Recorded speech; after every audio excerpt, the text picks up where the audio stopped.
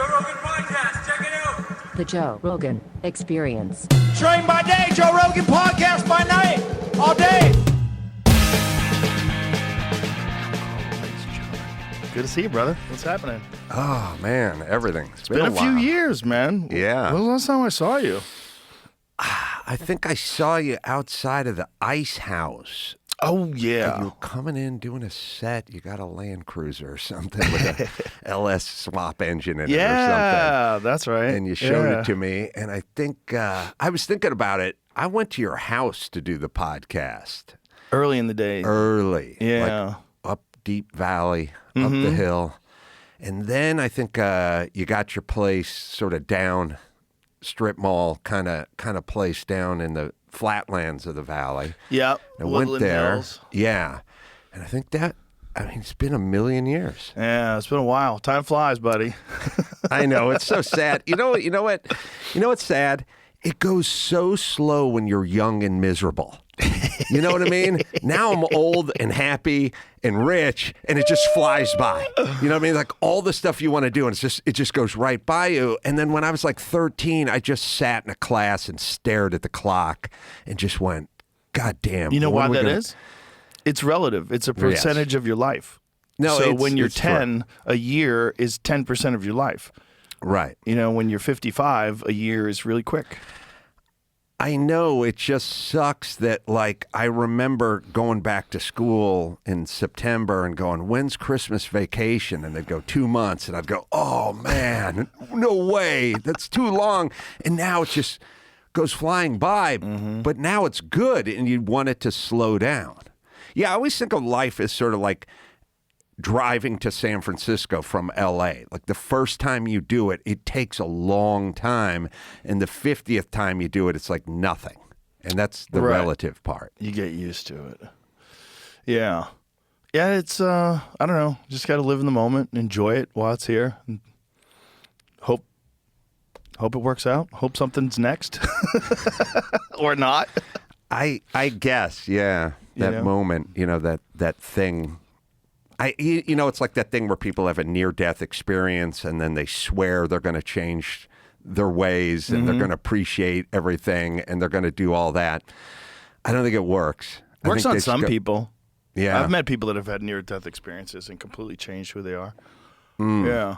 I wonder if it's worth trying to have a near-death experience. The problem is it's too close to death. Well, it's really what kind of a person are you? Are you a reflective person? Are you an introspective person? Do you think about the way you think and the way you live, and do you analyze it and decide whether or not this is a good way to proceed or whether or not you need to make adjustments?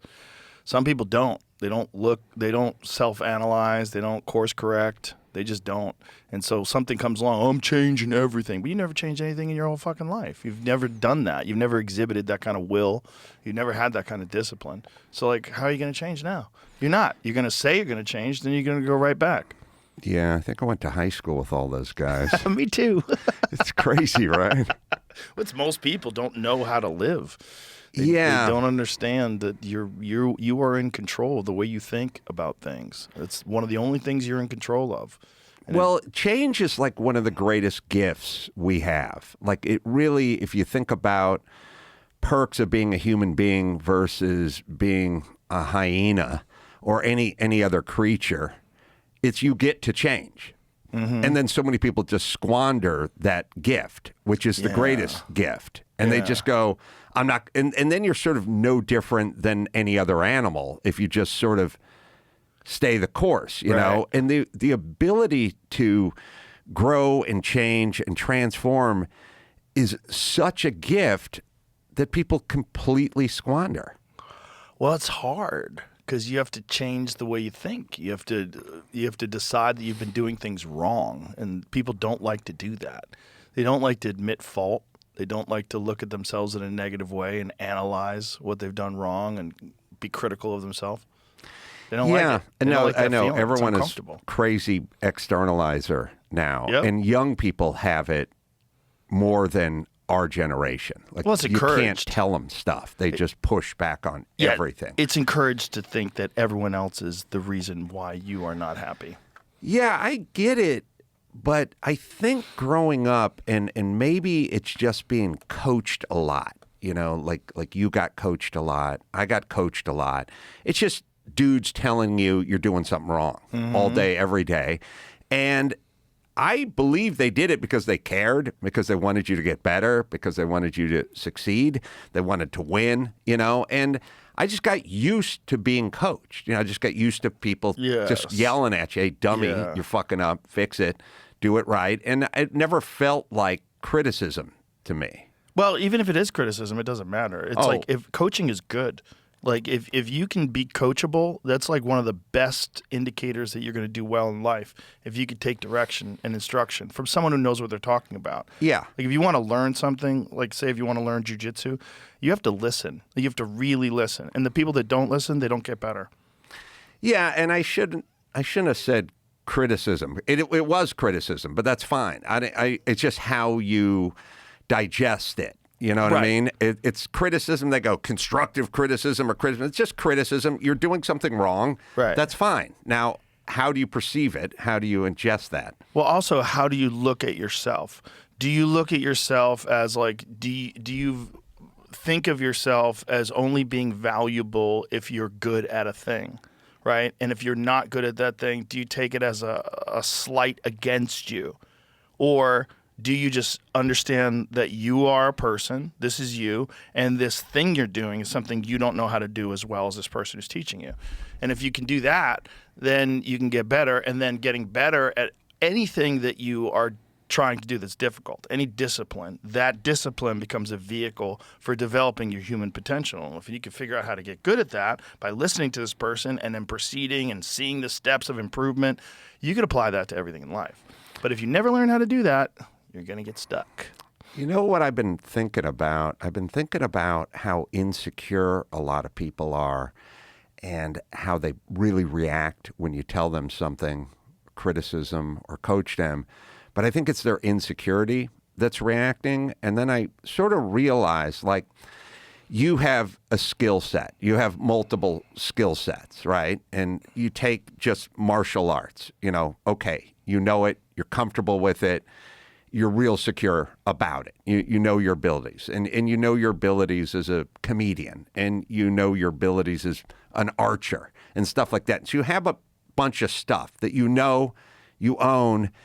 And for me, like, I'm a builder, so I have a skill, so I have a trade, and so I don't feel insecure. I feel like there's stuff I know, and then there's other things I do know, but I don't walk around with that insecurity that I realize, like, a lot of people, they don't have a trade, they don't have a skill, they don't have really anything who they could call expertise. Like, you would go, what are you an expert at? Well, you would go, I can teach UFC, mixed martial arts, jiu-jitsu, I can do that, I can do this, podcasting, stand-up comedy, like there's fields of expertise, speaking another language, mastering an instrument, things like that. And I realize so many people just are, there's just nothing. They never found a thing they're really they'll interested in. They'll find a thing, and they're so insecure, and they walk around in this heightened state of insecurity, and then somebody runs into them somewhere at an airport or a Starbucks or something, and they start ripping off, throwing furniture. And it's like, why are you in this state all the time? And I realize it's an insecurity. Yeah. And how would it feel? Like, how would Joe Rogan feel walking around not having a black belt, not being successful at stand-up, like not having any expertise? Like, it'd be a really vulnerable feeling. Yeah. And I think that's a lot of it. It's most people. Yes. Yeah, most people just get jobs, and they never really find a thing where they can throw themselves into it and watch the improvement and understand that, I know that I started this out as a beginner, and now I'm really good because I put in so much time and so much effort, so I know that I have that in me. I know I have that willpower. It's also like some people just don't have good brains. That's just a fact. It's like some people are born with big ears. Some people have small ears. Some people have shitty brains. And that's just true. I've met a lot of people. They're just dull. They're just dull-minded and dull-witted. And even if they threw themselves into something, they don't have the horsepower. They have a 9-volt brain. And it sucks. No, It sucks, I know. But that's just reality. I know, and it's hard not to look at them through your lens because you go, come on, man, the sun's shining. Let's make some hay. Let's go. There's so much to do. And they're like, huh? And you're like, come on.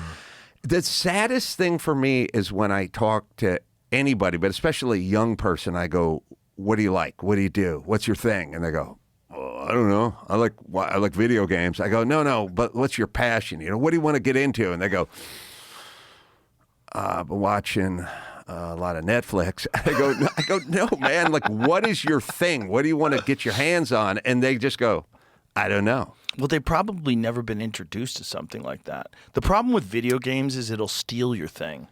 Like Yes. if video games, if there was a thing maybe that maybe you were into golf or maybe you're into something, video games will steal your time. They'll steal your desire because they're so fun. Yes. I think there's a problem with like satiation. Like you'll feel satiated. Like you'll say, I did something. Right. But it's like you didn't do anything. You simulated doing something. Unless you're a professional video game player, and then you Right. can make a lot of money. So it is weird. Because he used to tell you, you're playing video games, you're wasting your time. But then you find out that some people playing professional video games are making a lot of money. Like Yeah. those StarCraft guys. What does a good StarCraft, like the best StarCraft player make? Like they have sponsorships and stuff like that, but they're making millions of dollars, right? It is weird that you can no longer tell your kids that's a crazy idea that'll never work. How about those Twitch guys? That's what I'm saying. There's those guys that something- play video games all day on Twitch, they make a ton of money. I know. You couldn't. I mean, there was a time when we started, if someone young said, I want to do a podcast. You'll go, come on, you got to get a real job. That's not going to work. Yeah, like Howard Stern. So this guy, Saral, his name is Juna Sotala. He's from Finland, and he made 1.8 million total earnings. So yeah, South Korea 1.3 million.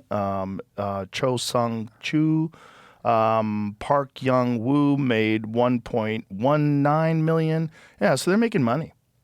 But this is like only the top 5. So top 5, you get to the bottom of the top 5, it's 1 million, 1.1. Okay. Yeah, I can't do it.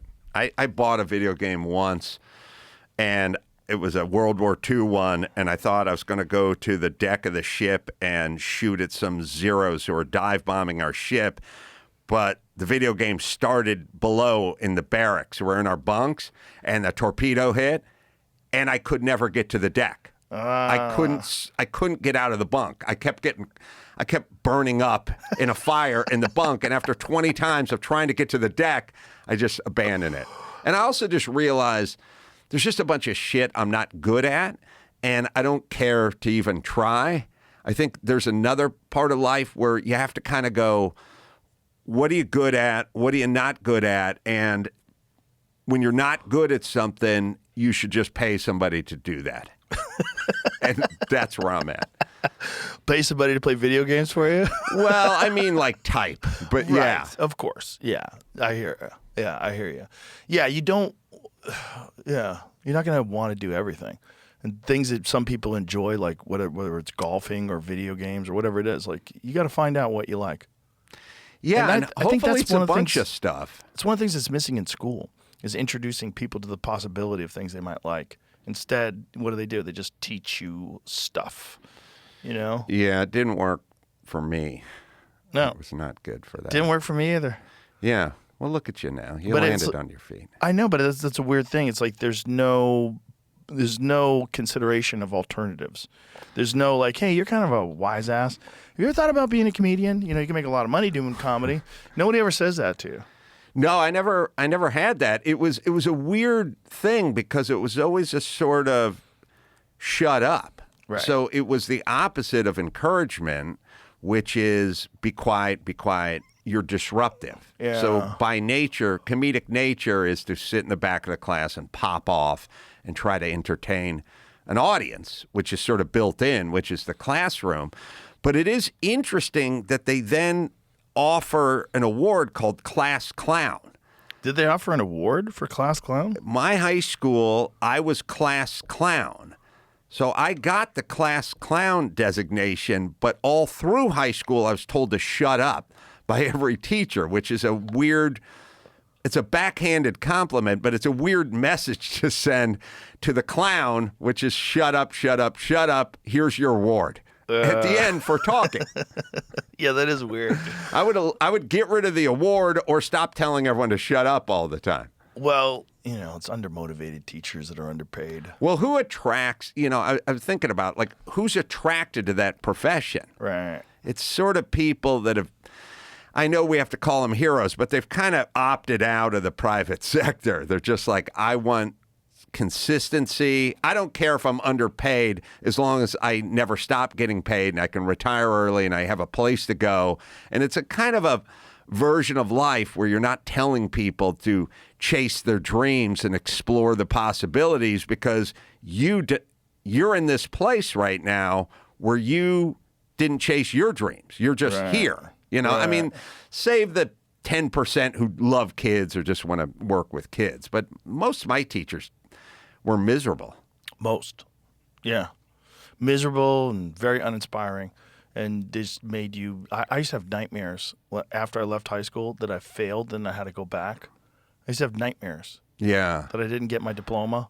Oh, it's funny. I wanted to go back because I wanted to play football. Like that, I didn't want to go to class, but I would have dreams about going back to play like one more year of football. Oh, that's funny. Because it's all I wanted to do, and it was the only thing I was good at. Back then. And once I got out of high school, it was just, construction sites, garbage. Yeah, me too. I just didn't know what to do. I mean, I was fighting at the time, but I didn't know what I was going to do with my life. Did anyone tell you, I never had anyone go, hey, you should do comedy. Like that seems to be your thing, or it seems to be what you're interested in or where your proclivities are. I never had that. I didn't have anyone in my family say it. I didn't have any of my friends say it. I never had a teacher say it. I never had a guidance counselor say it. It never came up in my life. Like, did it? It did. Yeah, come up for you? With me, it was guys that I would go to tournaments with. Mm-hmm. So we would all be scared because we'd be on a bus or something traveling out of state to go to some tournament, and everybody'd be real nervous because there's a real good chance you might get kicked in the head and knocked unconscious. And I would be the guy that broke the ice. I would be making fun of everything and making everybody laugh. And my friend Steve Graham, who's a good friend of mine still to this day, he was older than me at the time. I think I was 16, and he was probably 30, 31, something like that. He's an ophthalmologist. And he's like, you should be a comedian. And I was like, you think I'm funny because you like me. I'm like, other people are going to think I'm just an asshole. Right. And he's like, I think you could do it. I think you could do it. You should just go to an open mic night and check it out. And I went to an open mic night, and that's when I understood that, everybody starts out as a beginning and you're terrible. When I thought of comedians, I thought Jerry Seinfeld was Jerry Seinfeld from the jump. He's just really good and really funny and great jokes. And Richard Pryor, same thing. I didn't realize it's a thing that you get better at. And then when I watched people do it, I was like, oh, these people are terrible. I can do this. It's one of the things Richard Jenny said. He goes, terrible comedians are great because they inspire people to try it. Yeah. Yeah, I agree with you in that sense. I remember, I always go, oh, this guy's excellence inspires, Michael Jordan inspires. And I'm like, no, he's too good. You know what I mean? I remember being young and watching Dennis Miller do a special, and I'd go, I could never do that. Right. That's too much. Right. Where are all these words coming from? Right. How do you remember them all? How does he even know what they mean? No way am I pulling that off. But later on, when I was driving a truck, to the construction site every day, I would listen to morning radio in L.A. And I'd listen to these morning teams, and I'd go, oh, shit, I can do that. I was inspired by their inability to be consistently funny. Right. And it is a weird thing where people do that. They always think the best is going to bring it out in you, but it's intimidating. Sometimes you have to see people that are mediocre at their job for you to think, oh, hell, I can do that. Certainly at the beginning. If you walked right into a gym and as you, Terrence Crawford t-shirt I'm wearing, and Terrence Crawford's working out. It's the first time you ever worked out. And someone says, do you want to spar with Terrence Crawford? You'd be like, no. Yes. What the fuck are you talking about? I'm not. Right. I can't spar with him. No. Yes. Because he's too good. But if you see someone who's like at your level and he's hitting mitts the way you're hitting mitts, and like, okay, I'll try that. This episode is brought to you by Happy Dad Hard Seltzer. A nice cold Happy Dad is low carbonation, gluten-free, and is easy to drink. No bloating, no nonsense. When you're watching a football game or you're golfing, watching a fight with your boys, or out on the lake, these moments call for a cold Happy Dad. People are drinking all these seltzers and skinny cans that are loaded with sugar. But Happy Dad only has 1 gram of sugar in a normal size can. You can buy Happy Dad on the GoPuff app and your local liquor and grocery store, including Walmart, Kroger, Total Wine, and Circle K. And you can't decide on a flavor? Grab a variety pack: lemon lime, watermelon, pineapple, and wild cherry. They also have a grape flavor in collaboration with Death Row Records and Snoop Dogg. They have their new lemonade coming out as well. Visit happydad.com for a limited time offer and use code ROGAN to buy 1 Happy Dad trucker hat and get 1 free. Enjoy a cold Happy Dad. Must be of legal drinking age. Please drink responsibly. Happy Dad Hard Seltzer, tea, and lemonade is a malt alcohol located in Orange County, California. The real danger is when they go, you want to spar with that guy over there, and then you go, who is that guy? And they go, I don't know, it's just some gym guy, and it's Terrence Crawford. Yeah. And then you really get demoralized because you don't even know who he is. Right. And sometimes you'll run into those guys early on before they are who they are. Uh-huh. And you realize, I got my ass kicked by this guy, turned out to be a champion, but at the time, I just thought something was wrong with me. Yeah. Well, and then you just realize, like, some people have a giant head start. You know, whatever it is. Maybe they started earlier in life. Maybe they have family members that are really good at whatever it is, boxing or whatever it is. Maybe they got really good coaching early on. Maybe they have great genetics. Maybe they're just naturally fast. Maybe they just have a mind for the game. Yeah, I mean, I think it's kind of the fast twitch stuff and the rhythm stuff. Like, some guys they're rhythmic. You know, you can watch them skip rope. There's that, but there's also, like, the most important thing is understanding the skills, understanding technique. And some people just get bad coaching. And if you get bad coaching, you get, like, a kind of coach that just wants you to brawl all the time when you're sparring. And you never really learn the finer points. Like, they don't stop you and say, look, you gotta stop that jab here and then counter, you know. Well, I found, at least when I taught boxing, that most the coaches were boxers. Like, my gym was Mike Weaver, ex-heavyweight. I remember Mike Weaver. He was a brick shithouse. Boy, that guy was a tank. Oh, my God. He looked like a bodybuilder. Yeah. It was crazy. Even when I worked with him when he was 48 or something, he still looked like that. But so Weaver and then his half-triplet brothers, the fighting triplets, Troy, Floyd, and Lloyd, by the way. They're all fighters, right? And I realized they were good fighters, but they didn't know how to teach fighting because they couldn't verbalize it and they couldn't intellectualize it. They just did it, you know? Right. And it's not always the guy. So a lot of time they got ex-fighters. This guy's an ex-champ. He's an ex-this and ex-that. That doesn't mean you're good at teaching it. That just means you did it and were good at it, but you can't always articulate it and describe it. Right. And, like, my thing was, I wasn't an ex-champ, but I knew how to articulate it better than these guys. And I could use these, you know, metaphors and examples and stuff like that. I would end up being a good boxing coach, not because I had all this ring experience, just because I understood it sort of intellectually. Yeah, like some of the greatest boxing coaches of all time weren't good fighters or were okay fighters. Like Freddie Roach, perfect example. Is a journeyman fighter, but one of the best boxing coaches ever. Emmanuel Stewart, same deal.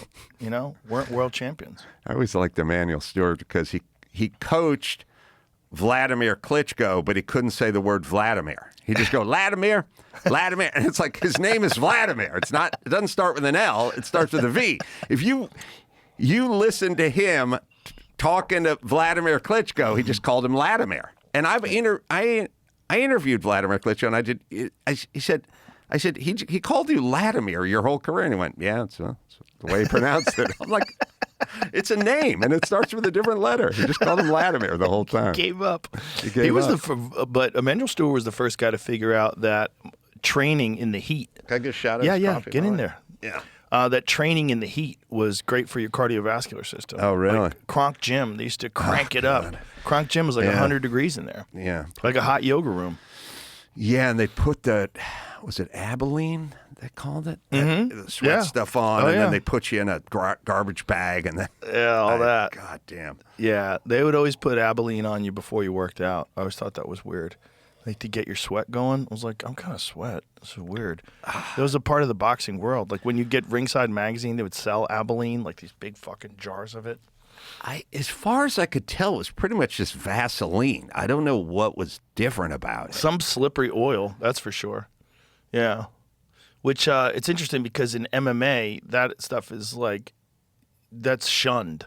Like you like, because you get in trouble if you grease yourself up. Because there's guys that grease. And what they do to cheat is they'll put baby oil on the night before, and they'll like literally soak in baby oil, and then they'll take a shower. And so when they show up to fight, their skin is dry, and so they don't have any baby oil. But as soon as they start sweating, that baby oil comes out of their pores, and they are slick like a fucking trout. Like you can't get a grip on them. I bet you could probably convince someone to drink baby oil. I told them when you started sweating, It'll you'll come just out your sweat pores. baby oil. Yeah. I just love that whatever the sport, whether it's MMA or F1, there's always someone trying to shave a 10th. Mm-hmm. Just trying to figure out some way around just to pick up a little advantage. Yep. It's yeah. so human. It's so human. Victor Conte just died recently. He's the Balco guy. Mm-hmm. I interviewed him on the podcast back in the day. He was the guy that got Barry Bonds and on that stuff called the Clear. So they figured out a steroid that would evade testing. And it was something that you just wipe on yourself, and it was. Oh, really? Yeah. It was highly effective. And it's just people looking to skirt around the rules and find something that works that they can't detect. It's such. I mean, It's what happens when you are attracted to competition, I think. So the people who aren't attracted to competition sit around and go, why would you do that? Or how dare you do that? Or this guy's wrong for doing it. But you don't run an F1 team. Right. But if you're attracted to a job that makes you a trainer in UFC or running an F1 team, you'll probably be a person who's attracted to competition, thus attracted to winning, and then at some point your livelihood will depend on it, and you'll try to do everything you can do. Yeah. It's interesting with steroids, though, with baseball in particular. There's never been a sport that rejected steroids as hard as baseball did. Like, you remember the McGuire, Sammy Sosa era? Sure. Like, when we found out those guys were juicing, and we kind of all knew they were juicing, but once we found out they were juicing, everybody was so mad at them because you had defamed our great American national pastime, which is baseball. I don't get it. You cheated at baseball. I love it when, I don't know, Bob Costas gets all, and Billy Crystal get all upset about the majesty of baseball and how you've ruined the sanctity of it and stuff like that. Baseball was always kind of a pussy sport for me. Like, I thought if you're a real dude, you play football and then maybe box or wrestle or something like that. But baseball was kind of fun. Like, I played baseball, and at baseball practice, you got to play baseball. You got to hit, you got to field. You essentially played baseball. You didn't have a game, but you'd be out in the field hitting the cutoff or up at batting practice where you literally played baseball. In football, I never touched a football. You're just pushing a sled and getting in some tackling drill, running laps. They just torture you. But you don't play football. I played football for 10 years and never touched a football. I played linebacker and guard, and there was no football. Right. There was just me blocking guys who were touching a football or trying to tackle a guy sounds horrible. who touched football. Football practice was the worst. Football practice was just torture. Did you wrestle? No, they didn't have wrestling in my high school. Really? We didn't have, it was, I don't know, a little more East Coast, I think, like lacrosse and certain things are kind of regional. We didn't really. I grew up in North Hollywood. Like, they didn't have hockey, they didn't have lacrosse, they didn't have wrestling. Crazy they didn't have wrestling. Oh, God. I think wrestling was one of the most important lessons in hard work that I ever got. Oh, for sure. Like running bleachers and cutting weight Horrible. and Carrying all that people stuff. around. Yeah. Yeah, I had a brutal coach, too. Our coach was brutal. Yeah. It was awesome. Wrestling Taught me a lot. Wrestling practice and football practice are not dissimilar. It's just torture young people, essentially, and kind of try to break them a little bit. And wrestling is probably more torturous than football, but football is hot because it's the San Fernando Valley or wherever, Florida, and you're outside and you're in a uniform, you're just baking. Yeah. In the sun, and they didn't want to give you water because they thought it was bad for you. But really, thinking back on it, Dumb that is. well, it wasn't. I think they didn't want to do it because they thought it would make you soft. They thought you would get cramped up. That's what people used to think. They would say, yeah, they'd say you're going to cramp up. But there's another underlying point, which is you would enjoy it. And they didn't want to do anything that you enjoyed. Like their whole thing was, we're going to torture you. Yeah. And if you want water, then you're not getting water. Want to hear something crazy? When I was a kid, when I was fighting, I didn't like that I wanted sex.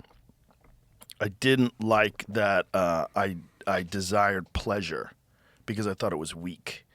Because I thought that anything soft and sensual, anything that feels good is going to make you weak. Right. Because all I was thinking about was competing. And I was just thinking about keeping an edge on everybody. And that sex was like, damn it. Like I didn't like that I liked it. I thought it was a weakness. Did you Isn't have that crazy? Did you have like a pillow on your No, bed? I Like had a where does this girlfriend. end? I had a girlfriend who was really horny. No, I didn't mean a pillow to hump. I just meant you'd be more comfortable with that pillow, and you wanted the eye of the tiger. No, it didn't. I mean, it didn't stop me from having sex with my girlfriend, but it did make me feel like that was a weakness. But don't you feel I feel like I fall back on my misery and those 2-a-day practices and the San Fernando Valley and getting yelled at by coaches and being on a construction site and sort of getting yelled at by a foreman and like just doing sort of miserable donkey work all day. As I get older, I realize, everything seems pretty simple and pretty easy compared to that. And I realize I talk to a lot of people that never went through that. And so they don't really they're not calibrated. Like sometimes, like ever since I got out of construction and into comedy, I've never looked at comedy as work, and then sometimes they'll go, they want to add a second show or whatever. And I go, yeah, go ahead. And someone will go, you really want to work that much? I go, it's not crazy. It's not. It's air conditioned. Right. No one's yelling at you. It's fun. Free beer. It's fun. People like you. What do you mean? And they'll go, you want to work that hard on the weekend? And I go, what work? It's not work compared to the work I knew from back in the day. But then I realize I do deal with a lot of people that never had that baseline. And so they never had that misery and they never had that experience. Right. And so for them, their baseline is sort of air conditioning and a 401k and a coffee maker. And it's not, using a porta potty and eating lunch on a pile of plywood and eating off a lunch truck and all that kind of stuff. So drinking off a hose, no air conditioning, like that world. So they don't have a base. They're not like calibrated. And so for them, a second show is a lot of work, or working on a weekend or doing whatever. It's that old expression, the worst thing that's ever happened to you is the worst thing that's ever happened to you, no matter what it is. So if you've lived an incredibly sheltered life and the worst thing that ever happens to you, you get in a mild fender bender. Right. And you can't believe it. And your world is ended. And you're just sobbing and weeping. Or if you're a guy who's lived a fucking difficult, hard life, and then you get in a fender bender, you're like, they'll fix that. We'll fix that. No worries. And then it's gone. You don't think about it at all. You just think about it, it's just there's a dent in my car now. No big deal. Yeah, I've always thought that, when it came to boxing or a sport like that, people go, you know how to box, so you could use your hands, and then you have an advantage. If some drunk guy comes at you or something, like you can use your hands, so you know what you're doing. But I always thought the real advantage is being used to having someone punch at you all the time. That was sort of the real advantage of not freaking out if somebody threw a punch. If you just get used to people throwing punches, then you know how to react, and that was the advantage. It was more like being used to being knocked around and punched Yeah. and having people throw stuff at you versus you knowing how to throw back. The real advantage was not being phased. Right. Like when stuff was coming at you. Right. And I think that's analogous to sort of this. Like the advantage to our past misery is how relatively easy everything seems now. If you have a group of brothers and they all start competing and fighting, the toughest one's the youngest one always. Oh, really? Almost always. Almost always. Because that's the one that's been fucked with by everybody Right. else. By the middle brother, by the older brother. The youngest brother, I always look to like, that's the savage. Just watch. If that kid can make it through, he will be the one. He will be the one. So let's see. Is that Stephen Baldwin? Which Baldwin is that? Yeah, that would be see. Steven. I think. Right? I Alex, don't- the older. That I know. I got But the that's top. a different thing. Yeah, I'm just I don't making think they're a- beating each other I'm up. making but a joke, in but they probably fighting- did kick each other's ass a few times. Probably, I would imagine. Yeah, I would imagine. This episode is brought to you by Roca, my favorite sunglasses. They're made right here in Austin, Texas, and they are the best sunglasses I've ever found for outdoor stuff. You can run around in them. I could do stuff. They never fall off your head. They fit tight, but they're very comfortable. And before I tell you more, I want to start off with a little secret. They have some great deals right now for Black Friday. Roca works with scientists and high-performance athletes to build the best, most comfortable, most capable eyewear out there. You'll feel it the second you put them on. They don't slip, even when you're sweaty. Gym, kettlebells, chasing the dog, whatever. They stay locked in, but comfortable. And now, temps are dropping and snow is falling, so if you're headed to the mountains, check out Roca's brand new snow goggles, engineered to adapt to weather and light at altitude. They are sick. Also, Roca has brought back their home tryout program. You can literally test their glasses in real life for 5 days, moving, sweating, living in them. When you're done, you get a $30 gift card towards your favorite pair. And if you need prescription glasses or you're just looking for killer sunglasses, check them out. Go to roca.com and take advantage of their limited time offers. That's ROKA.com. You know, one of the things I like about you is, and always stuck with me, years ago when I interviewed you, I said, your biological dad, do you ever have a desire to get back in touch with him or reconnect or whatever that was? And I think you went, no, screw him. Like, I never knew him. So I don't need to redo something that never was done. Yeah. And I like that. I mean, I respect it. I feel like there's people do too much, like, come on, he's your blood. I'm like, if you don't know him, you don't know him. Yeah. Like, I always, I don't know, it's stuck with me. Well, I think family's nice if they're nice. Yeah. You know? If they're great people and you want to be in touch with them, but I don't think you should spend any time with people that you don't like. If they're I your agree, and- family or not, I don't think it matters. I think my life was sort of saved by friends, just having really good friends all the Yes, time. And yes. I sort of realized my family wasn't going to provide what my friends would provide, and I just hung out with my friends. Well, that's also why people join gangs. Yeah. Yeah. I mean, that becomes their family. Because everybody has a desire to be a part of a tribe. And everybody has a desire to have a good team and good people that care about you. That's a big motivating factor for human beings. Well, thank God North Hollywood didn't have a strong Crip or blood connection back in the day, because I probably would have joined up. Sure, it's probably exciting. It's probably exciting, especially if you get away with a few things. You know? I get it. I mean, it's tried and it's true. Like, it works. It's been around for a long time. It's the reason why the gangs in New York, look, goes all the way back then. Yeah, it goes, I'm sure, throughout the dawn of humanity and Always. history. But Always. yeah, and I mean, we formed our own gang with just a bunch of dudes who did stupid stuff, you know, but it wasn't drive-bys and that shit. It was just a group. It was a tribe, not necessarily a gang. Yeah. Yeah, we did things.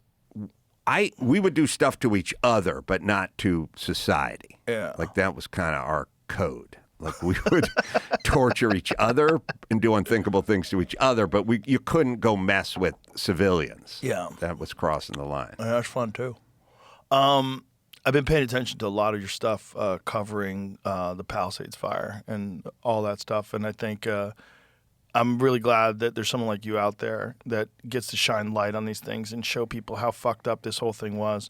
You know, we talked about it on the podcast that you immediately, once the fire happened, you were like, no one's rebuilding. Like, you don't understand the Coastal Commission. You don't understand the permitting process. This is going to be like this forever. Yeah. And you're right. Look at, here we are. Like, it's almost a year later, right? How many months later is it? 10, 11? 10 and change. 10? Yeah. Okay. No one's rebuilt the house. No, there's a little bit of building going on in the Palisades, but there's zero in Malibu. Coastal, yeah. There's no coastal anything. And I've been monitoring it. How much has grown on the Palisades? How many houses have been rebuilt? I would say, less than 5%. That's but crazy. it's scattered. Like, I toured one that was being framed for the latest vlog, the Here's fire the thing. vlogs I've been doing. Even if you do rebuild, what is surrounding you? Just wreckage. Yeah, just Do you dirt. imagine you're on a hill and just the husks of burnt down houses are your view now? Yeah. Fun. Yeah, it's basically you're living in an ashtray. Yeah. You put a double wide in an ashtray. Who knows what the fuck is in that ground? Well, You know? yeah, no, it's all After everything bad. burning and melting and all the chemicals and electric cars and all that shit has gotten into the water table, it's all in the ground. Yeah, well, some of it's in the bay because it rained and it Yeah. just flowed into the sea. I mean, it's a mire of muck, and yeah, it's Is it hard. still bad? Is it still bad? No, it's okay. It's I mean, sort of filtered out. you're out talking about into the ocean Yeah. or the? Yeah, I mean, it's livable. I don't know. I don't know if your doctor would recommend it, but it's livable. But the thing that I've always known is I've always known how burdensome regulation is in Los Angeles, and it's invisible, and that's why we don't have housing, and that's why houses are too expensive, and that's why there's no homeless shelters and housing, and all that stuff is because it's so burdensome to build. They make it so difficult to build that people don't build. And I knew this is what was coming, but other people didn't really know it because they've not dealt with the city plan check, regulations, plan approval, engineering. Like, this is stuff I'd been doing my whole life. So I knew early on that this wasn't going to happen. And I think people who live in Los Angeles are sort of naive. Like, they just think the Coastal Commission and the city council and plan check and building and safety, like, they're there just to facilitate this stuff. Right. They're not there to facilitate any of it. They're there to deter it. Yeah. Like, they want you to go away is basically what it is. So I knew none of this was going to happen.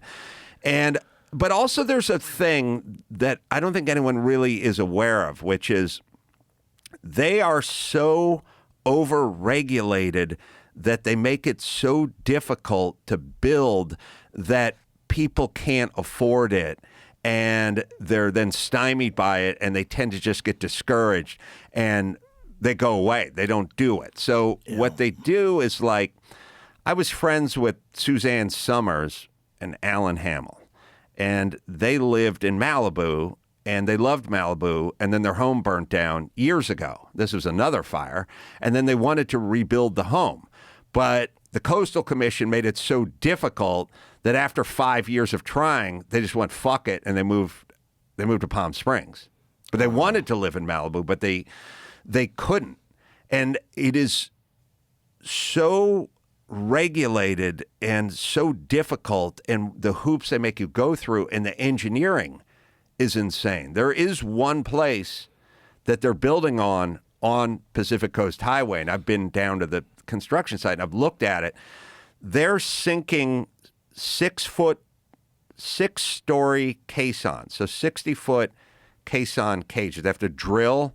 So a caisson, you just drill into the earth and you use a huge auger bit, and the hole's like 30 inches around, and you go down 6 stories, and then you drop a rebar cage into it, and then you pump concrete into it, and that's your caisson. There's a house, and it's a small lot.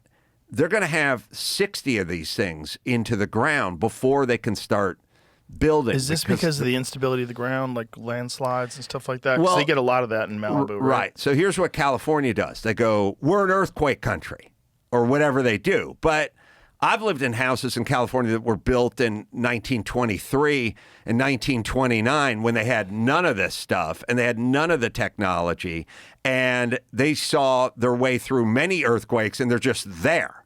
So they blame stuff like earthquake or coastal or whatever it is, and then they make you go 2,000 times further than you needed to go. And I was talking to the guy. I said, how much into this foundation before you can start building? He said, $2.5 million into the ground. That's the ground. That's before the first. And is this a new standard? Well, what they do is they just add new ones every year. So Right. it just keeps getting more and more and more. Right. And then eventually that house becomes impractical to build there because it costs too much money, and then you don't have houses. So that's what we do with all housing in Los Angeles. And that's why the city council's like, we need more housing.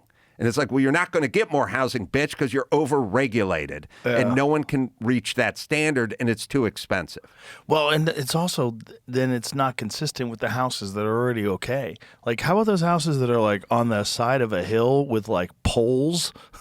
Just poles stuck into the ground, like half the house is hanging over the hill. Oh, well, the thing about Malibu is the Malibu Pier is 125 years old, and that's just telephone poles going into the ground. Yeah. I mean, all they did back then is take a pile driver and just mash a telephone pole into the ground, and then they'd build many of the houses that burnt down were on those because they were like from the 40s and the 50s. So the foundation was fine. It was the fire that got the house. Is anybody developing a legitimate fireproof house? Yes. Yeah? What's that like?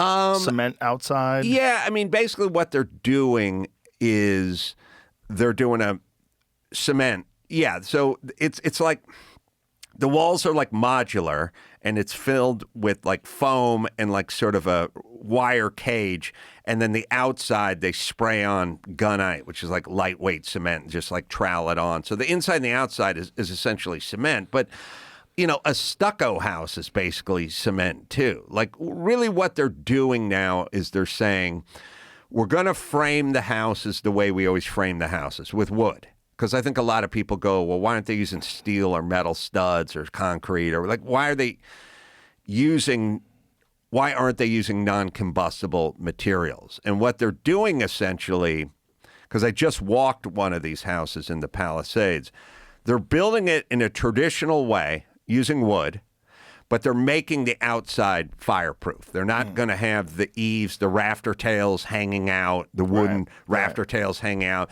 They're not going to have the vents to vent the attic where the embers can get into the attic and then get to the wood and cause. Because most of it was just stuff blowing into the attic, and then the house ignited sort of from the inside out. Right. So if you do a flat roof, a metal roof, and you do a stucco, glass, aluminum, and you don't do the rafter tails or the eaves, and you don't have any way, then essentially you have this combustible house with a hard candy shell around it that with nothing combustible on that.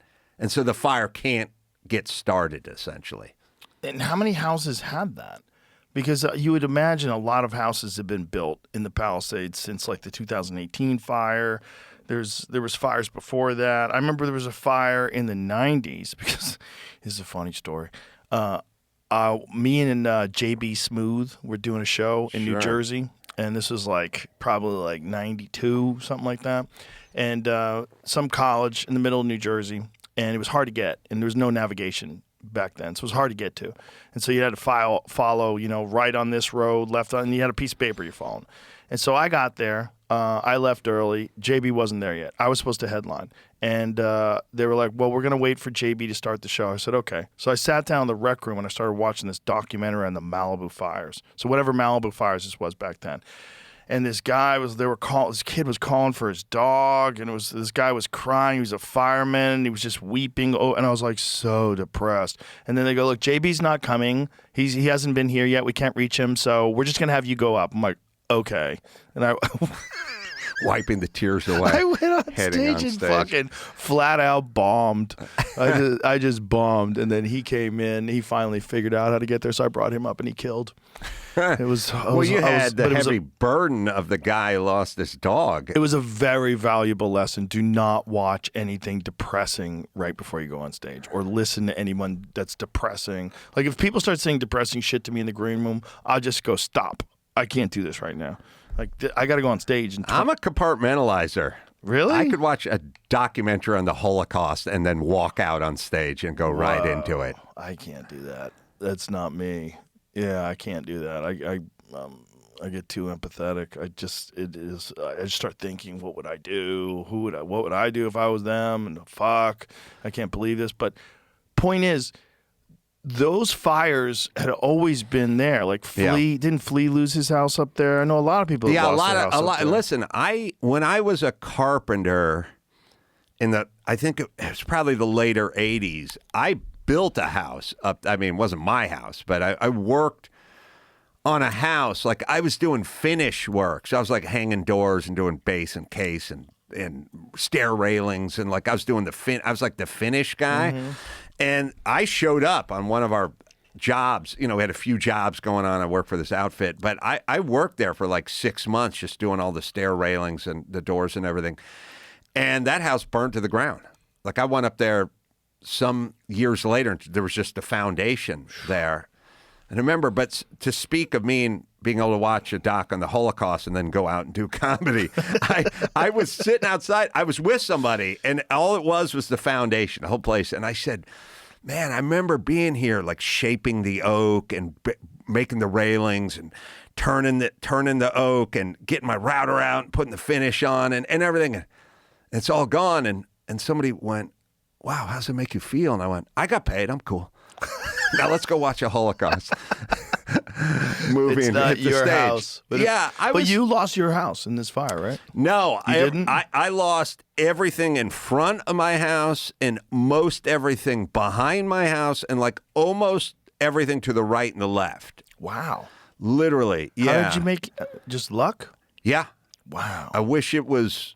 I wish I did something. I wish I could claim something. I couldn't. I didn't do anything. There was burnt stuff on the roof of my house. I could see where it kind of got started. But everything in front of me is gone, and a lot of stuff behind me, and probably 50, 60%. Like, I was an outlier for sure. Like, how many houses in your neighborhood burnt down? Most of them? Oh, Half yeah. of them? Oh, yeah. Most of them. So PCH, everything is gone. And, I would say I'm in the 10 percentile or something. Wow. Like, it was really, the odds were not good. And you're still living in that house? After many months of being out. Yeah, but I'm building not allowed to go back to your house? Or? Yeah, had to flee that night, had to go stay at a hotel in Burbank or something, and then basically just watch the news. And I could see once in a while in the news they'd cut to a spot where you'd go, oh, that's the restaurant in front of it. And it was a blaze. Like, everything, every time they cut to something around my house, it was all on fire. So I was like in Burbank, and I was just sitting in a hotel room, and I was like, well, it's gone. It's gone for sure. And that's when the following day I did my podcast from the Burbank hotel room, because the winds were so strong that the power was out to my studio, but the power was on at this hotel I was in. So I just sort of set up in the living room of the hotel, and that's when I delivered my none of this shit's going to work speech, which is like, the difference. It was like the opposite of whatever Winston Churchill would have done. I would have done the opposite. Like, don't even try to build. The city's going to fuck you up. It's never going to work. And you were right. That was like 8 hours after the fire. I was like, you're not getting a permit and you're not rebuilding. You were right. In the 2018 fire, rather, when I was living in Bell Canyon, 3 houses in front of me burnt to the ground. Mm-hmm. Like, I would say like maybe 20% of the neighborhood burnt down. It wasn't wasn't quite as bad as Malibu, but it was, 3 houses right in front of our house. It was just dumb luck that our house didn't catch fire. And some things did catch fire. Our fence caught fire. We had that shitty equestrian fencing, the shitty kind that's made out of plastic. Yeah. That stuff just fucking caught fire. But we didn't have anything close enough to the house that it carried over and burnt the house down. We were lucky. Yeah, I was totally lucky too, and I had no idea that the place was intact. I just assumed it wasn't because everything around it went. Did you take much when you left? No, just pretty much, a pillow and a blanket and just underpants, just kind of got out. It was kind of the middle of the night. I didn't even take underwear. I had to go buy underwear. That's when I realized some underwear is better because I had been MeUndies had been a sponsor, and I was only wearing MeUndies, and then I went and bought some cotton underwear. This stuff fucking sucks. Yeah, it is terrible. I didn't bring any clothes. I didn't bring anything. I just brought my laptop. And maybe some important photos or something like that. We didn't bring much, and then just went to a hotel in Beverly Hills, and just the sky was filled with fucking smoke everywhere you looked.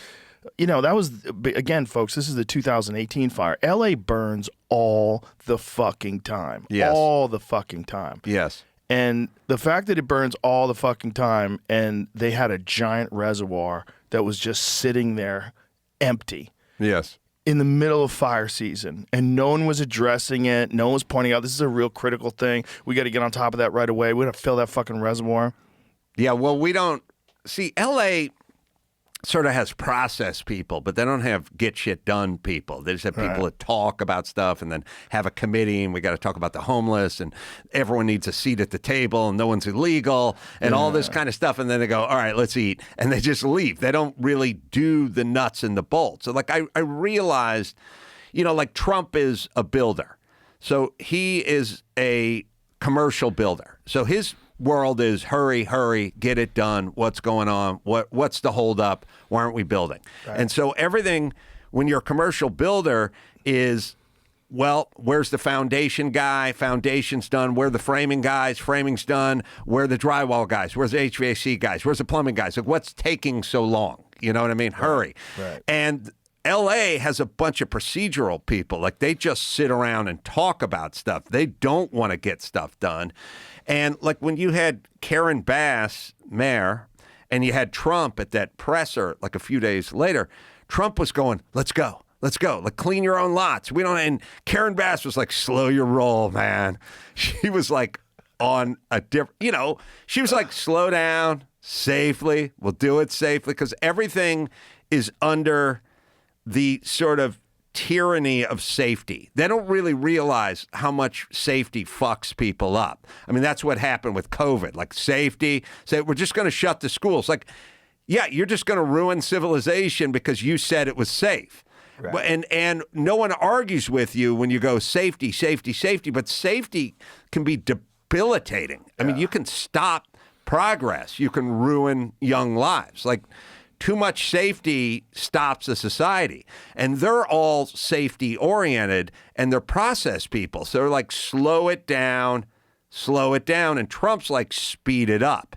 And that's what you have in LA. You have just sort of safety process, mostly women just kind of running the thing going, if one child gets COVID, that's one child. No, bitch. We got to open shit up and we got to get moving, Yeah. And that's basically what happened with COVID. The thing about the fires is Gavin Newsom's climate change. Just blame everything on climate change. Hilarious. Which is insane. It's hilarious. But it's look, New Orleans is below sea level. They're down.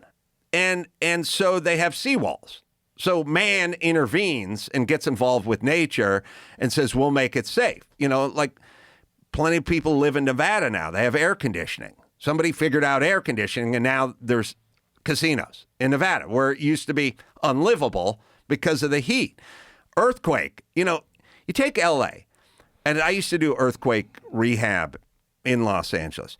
You take a 7.3 earthquake in Los Angeles, and almost nothing happens. There's no death. There's a couple apartment buildings and Reseda fall off or whatever. It's almost nothing. in LA, like a 7.3. 7.3 in Guatemala, place is leveled, right? So what's the difference? Well, we have a bunch of codes, an earthquake, reinforced concrete. We know we build for earthquakes. And so when an earthquake hits, almost nothing happens. So you can mitigate any of this stuff. Like you're talking about climate change. Well, earthquake is sort of the ultimate climate change, if you think about it. It's like it's going to shake the earth. You're making an argument for those giant pylons. I'm making an argument for some caissons, but not 65 of them 6 stories deep. That's the point. There should be some. Right. Once you keep going, that's where it gets real burdensome and real expensive. Mm-hmm. Like, your car should have a crumple zone and an airbag, but it doesn't need a full roll cage and a fuel cell, and you don't need to wear a helmet when you're driving. It would be safer, but it would cost so much more to manufacture that car that most people couldn't afford the car. Right. So you can make cars with a fire suppression system. And like my race cars have systems for fire suppression, but it would add 15 grand to the price of every car, and it's not. So you have to kind of pick your battles. So we did not prepare for the fires. We didn't clear the brush. We didn't fill the reservoirs. We didn't do all the stuff. All things that could be done. And Newsom goes, climate change. And my thing is, yeah, climate change, fine. Let's make your argument. Climate change. Now do something. But is it really, like, if you really... But it's not climate change. It isn't. It's not, because LA's had the same climate forever. There's been fires that happen through LA where LA burns half to the ground. I mean, while I was doing Fear Factor, there was a crazy fire that, as I was driving home, that was the time where a guy died on the highway. I got to see this. I didn't see him get hit, but this guy got hit trying to make it across the highway when everybody was panicking. But it took an hour of driving home where the entire right side of the highway was on flames like the Lord of the Rings. So this is always, and this is like early 2000s. So it's LA's always caught fire. It doesn't rain there. It doesn't rain there ever. And it's been like that forever. That's why they film movies there. It's not climate change, you fucking asshole. No, it's I agree. a lack of preparation. Well, listen, it only rain. The only time it ever rains is 3 days after the fire, so we can have a mudslide. Nice, and yeah. so we can have a sort of end of days type Sodom and Gomorrah situation. So that is the only time it rains, is just to cause the mudslide after the fire. But to prove your point with climate change, they're always talking about rising sea levels, right? All the houses that burn to the ground are on the ocean, and the ocean didn't get them. It was the fire that got them. The places on PCH, many of those places have been there since the 30s and 40s. The ocean's in the same place. It hasn't moved at all. Exactly. The ocean is only 6 or 8 feet below PCH. It's not even that low. It's never on PCH. It never makes it to PCH. And to show, it's a weird thing because people in California talk about climate change, but the lots that are on the ocean side of PCH are $10 million more than the ones that are up the hill that would be safe from the ocean that was rising. Yeah, the ocean's not rising. It hasn't risen at all. It's all bullshit. In fact, there was some crazy thing that I was reading about. Oh, God, I don't want to say whether it's Iceland or what. I think I put it on my Twitter. I'm 99% sure I did. So I'll send it to you, Jamie. Yeah, it's from Reuters. And it's about Iceland. Iceland has declared a threat to the Atlantic Ocean current, a national security risk, potential collapse of which could trigger a modern-day ice age, with winter temperatures across northern Europe plummeting to new cold extremes. This is Reuters, and this is a new thing. Like, I have brought in climate change people, a lot of them who are scientists and skeptics. Yeah. You found it, Jamie. I've talked to. This is it. So this is fucking bananas. So this is the exact opposite of what they've been telling you about the ice. The ice is going to melt. The ocean's going to rise. And they're saying, no, actually, we might get plunged into a new fucking ice age in Europe. Well, I mean, if you really think about it, I mean, these people were the ones who were talking about the food pyramid 20 minutes ago. You know what I Right. mean? They're wrong about everything. Almost everything. And they're so wrong that they had to switch it. Like it used to be global warming. Before that, it was the ice age. Now it's just they just go climate change because that basically covers them being wrong about everything. They're depressing the shit out of young people. Scaring the fuck out of them. Climate change fear is one of the biggest anxieties that young people have. They don't believe the world will be there for them in the future if we don't act now. That's the Greta Thunberg. How dare you? Right. But then why, and the whole point is like, why do anything at that point? Why procreate? Why study? Why get a degree? Why learn a trade, a skill? Why learn how to play the clarinet? Yeah. If everything's going to be underwater or on fire or whatever that is. Like, it's really debilitating to young people. And it's weird. It's weird that these people try to depress the shit out of young people. It's kind of weird. It's kind of interesting. All the white people, all the young white people, they sell climate change to, and then the young black people, they sell systemic racism to, because they're not really into the climate change. But they're like, hey, everyone, you got to be miserable. That's our whole point. So it's like Greta Thunberg talks to all the white kids and goes, climate change. And then Obama talks to all the young black kids and goes, systemic racism. But either way, let's not enjoy ourselves. Yeah, there's also a thing that you come to realize as you're an adult. If there's ever a public narrative where they're protecting you and protecting the future and trying to help and save people, that's a lie. Right. Almost always it's about money. Yes. It's almost always about somebody profiting from some green energy initiative or some other bullshit they're trying to push through, some vegan meat, whatever the fuck it is. Stop eating beef. The cows are ruining the climate. It's all lies. There's no fucking real statistics that can point to that in any way, shape, or form, and yet they spit it out on TV all the time pretending that they care about you. They never, ever, ever care about public health and safety, ever. It is always about how am I making money by scaring you about public health and safety, whether it's climate change or whether it's COVID, whether it's take the vaccine or whether it's stop using gas-powered vehicles. It's someone making money. I agree. The scary part is our sort of infinite ability to absorb the next one that comes down the pike and run with it. Right. And Without I don't any mean cynicism. you or me, but Right, I just know mean people. as a society, they'll just go, what's next? And they'll start pitching the next. Ukraine. What's right. next? Whatever their pitch, they'll imbibe it and they'll digest it. And by the way, then they become sort of carriers. They just go out and report on it and then tell you, they somehow become ambassadors of bullshit. They're like bullshit ambassadors. Like, we have deputized all you dumb, scared people to be released onto society as ambassadors of bullshit who are going to scare everybody. Because COVID wouldn't have worked if we didn't have a bunch of dumb, scared people running around. Like Gavin Newsom can shut the beaches all he wants, but if everyone just declared a beach day, then we'd be fine. Everyone just show up. They can't police it. You know what I mean? Right. They are sort of limited in terms of what they can do in terms of policing it, but they deputize all these dumb ambassadors to go out and enforce it for them. And then that's the scary part. Right. It's the people doing the man's work for the man. Yeah, like nobody in a uniform ever told me to put a mask on. It was all middle-aged women. There was nobody of any who had any authority or a badge or a gun. It was all the idiots that had been weaponized in the society. Yeah, and it was also a thing where they had the opportunity to yell at you, and you just had to take it.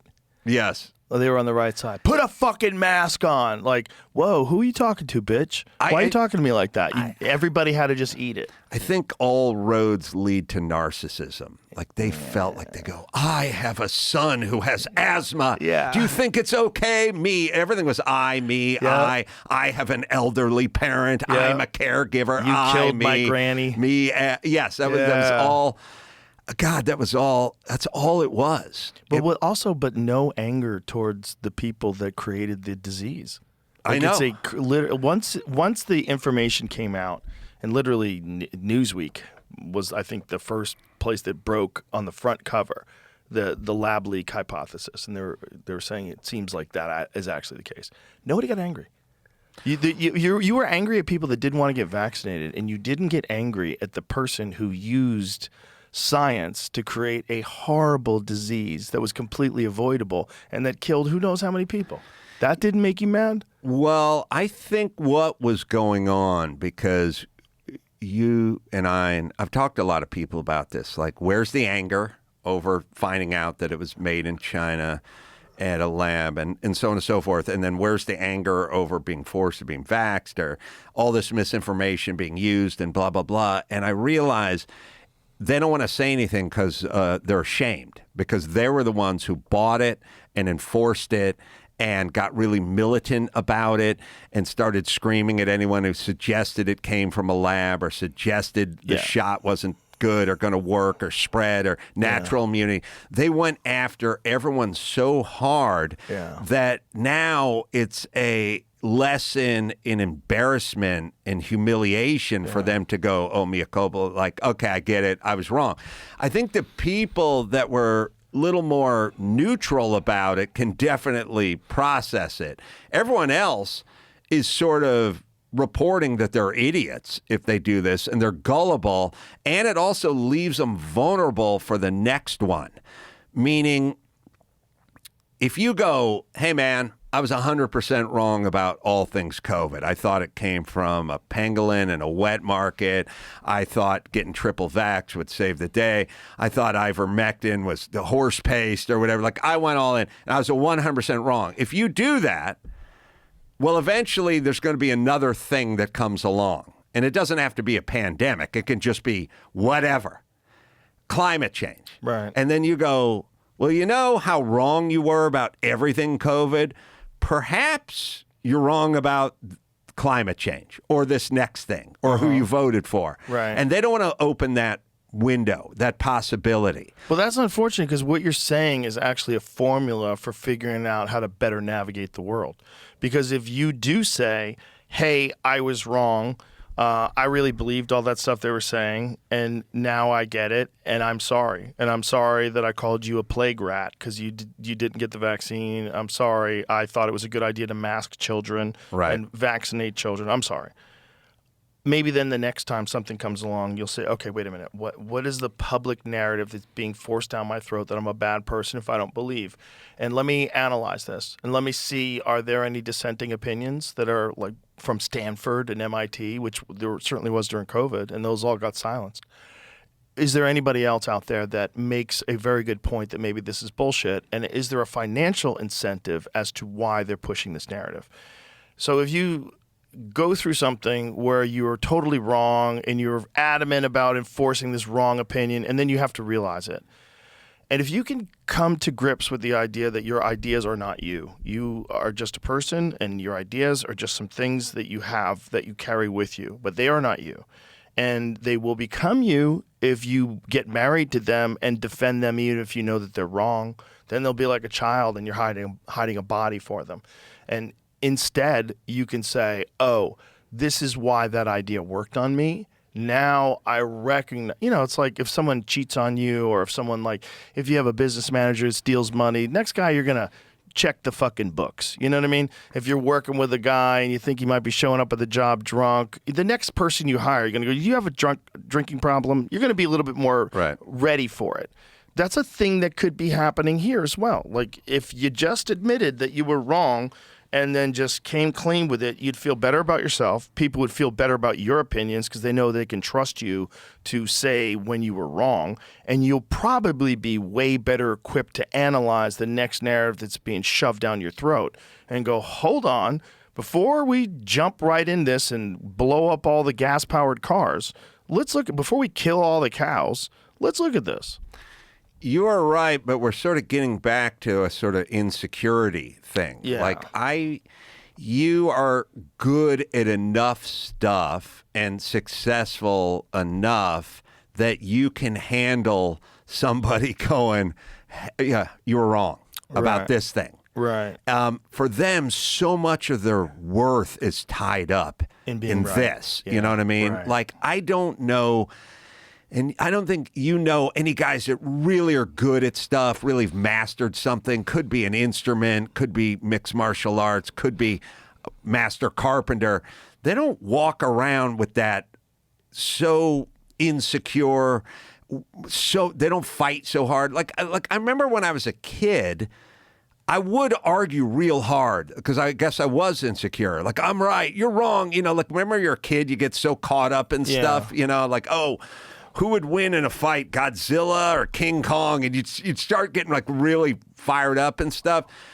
And then I got older, and then I got successful, and I learned a trade, and I knew some stuff, and I had some race cars and did some stuff, and I kind of went, yeah, okay, I can be wrong because I'm still going to be this person. Right. You know what I mean? Yeah. And it's like you own the building we're sitting in, so you can be wrong. It's your building. It's still going to be your building. Right. You know what I mean? But if it's not your building and you're just sort of temporary and you don't own anything and you don't master anything and nothing has your name on it, well, then you're fighting for that. Where you're fighting for your very identity. That becomes part of your identity. Whereas like COVID, being right or being wrong, I wasn't that wrapped up in it. I had other things that was going on. So I think we're dealing with a deficit of expertise, and these people are fighting hard. Like for me, a lot of it toggling in between the blue collar world and the sort of ideas world of, air conditioning and cubicles and thoughts and ideas and stuff, and then being on a job site. The job site guys are the most even guys I've ever hung out with. By the way, COVID, neither here nor there. To the workers, to the dudes putting on the tool bags and swinging the hammer. I've spent a lot of time with these guys. And I would go from the job site, blue collar, regular dudes, and then I'd go into the white collar world, and it's triple mask, and everyone's distancing and dumping Perel on their head. And I was like, what is so different about these two? And the ones, they're up in their head, they intellectualize everything, and the other guys are tactile. And they have a relationship with danger. Everything on that job site could cut your hand off. There's belt sanders and bandsaws, and like routers are really dangerous. They have, carbide bits on them that'll gouge you and fuck you up badly.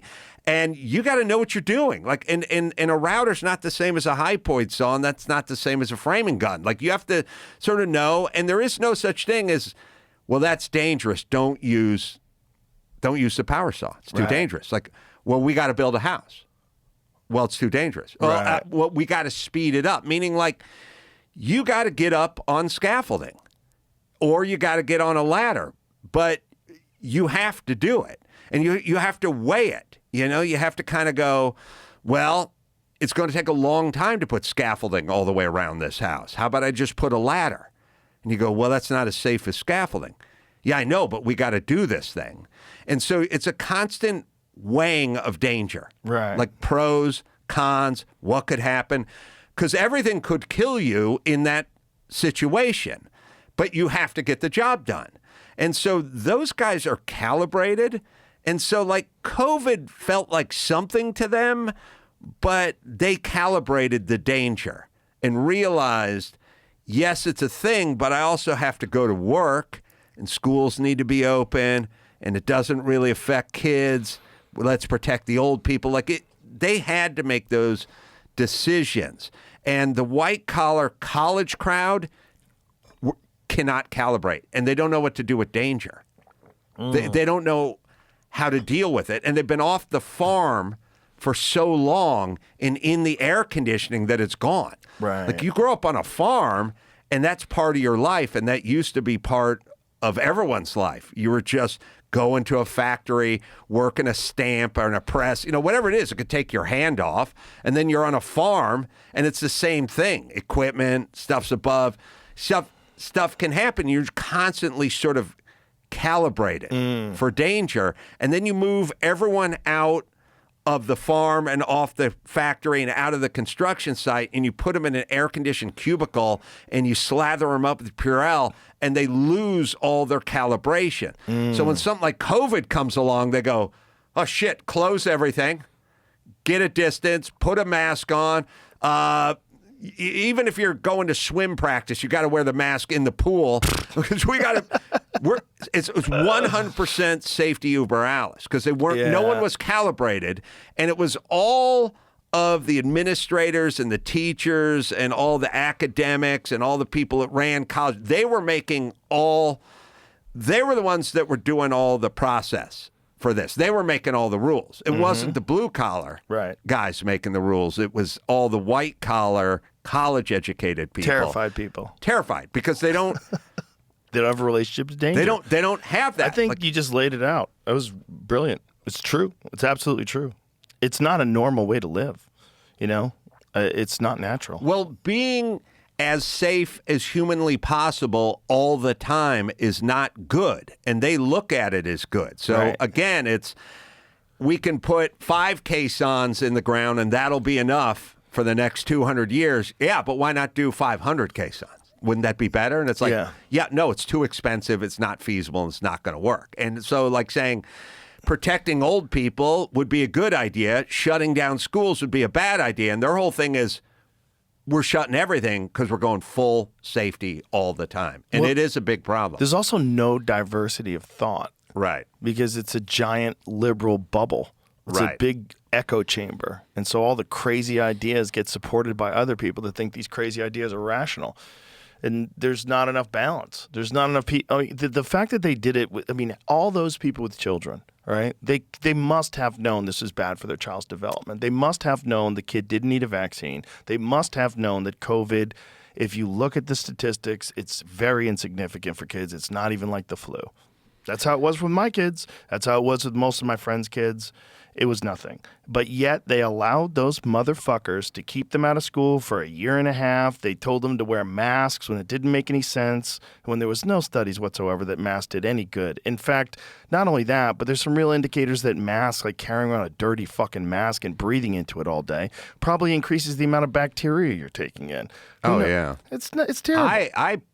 Well, first off, I want you to know, I told my son who was in high school at the time, if you come back from school and tell me that no one told you to put a mask up at least 15 times, I will disown you.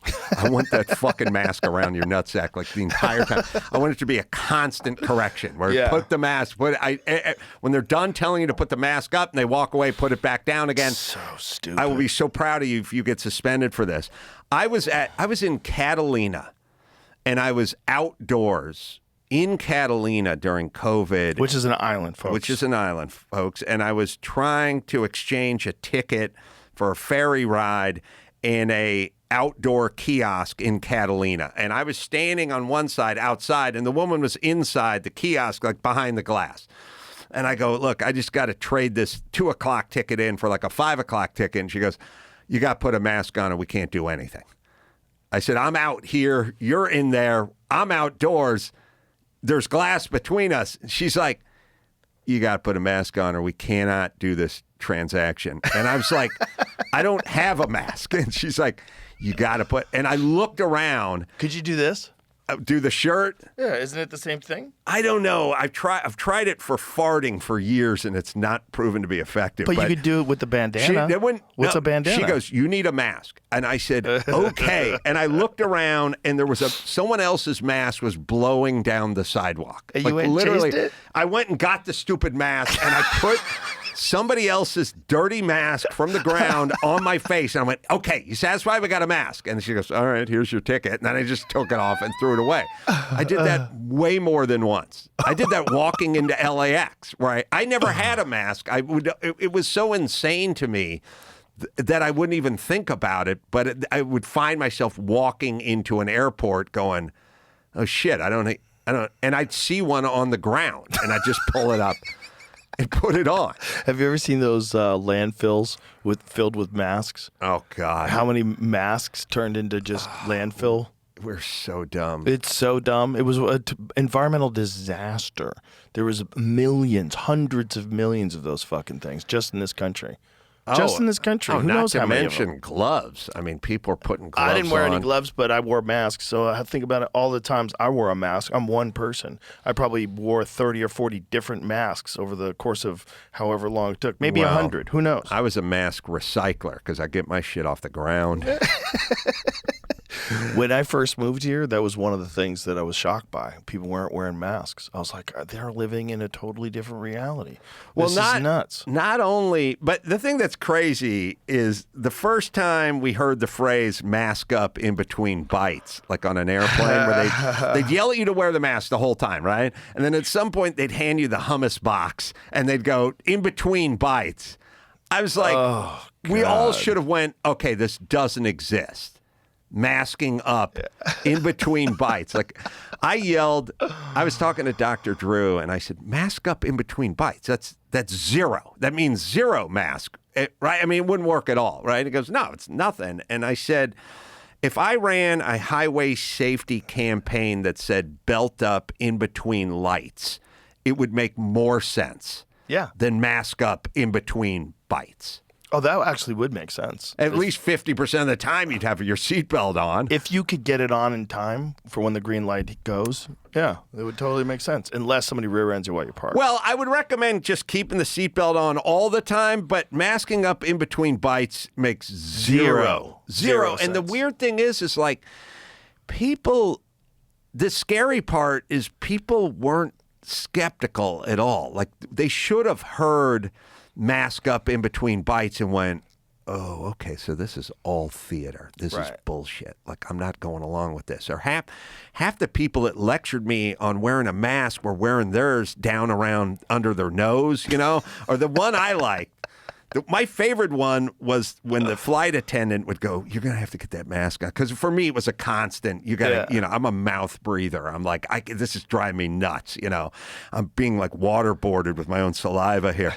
And they'd always come, and half the time, the flight attendant had their mask with the elastic strap twisted 180, which made it create a huge gap on the side. Like I can see 3/4 of an inch of daylight coming in the side of your mask, bitch, and you're giving me a lecture about wearing a mask. We should have known. People should have been skeptical. We should have seen it didn't hurt kids. Like the whole lie was the kids' part. I was on to them early because I realized, somebody pointed out to me later why I was skeptical early, which is there was a pattern that had broken, which is every time they give you a death, like when you're driving and listening to the radio and they go, an 89-year-old man was struck and killed by a cyclist on, and then they'd go, a 61-year-old mother from Laverne, whatever that thing. And when I started hearing about COVID deaths, I didn't get an age. I just got another person died of COVID. And I was like listening to it, like this was like 5 days in. This person died of COVID.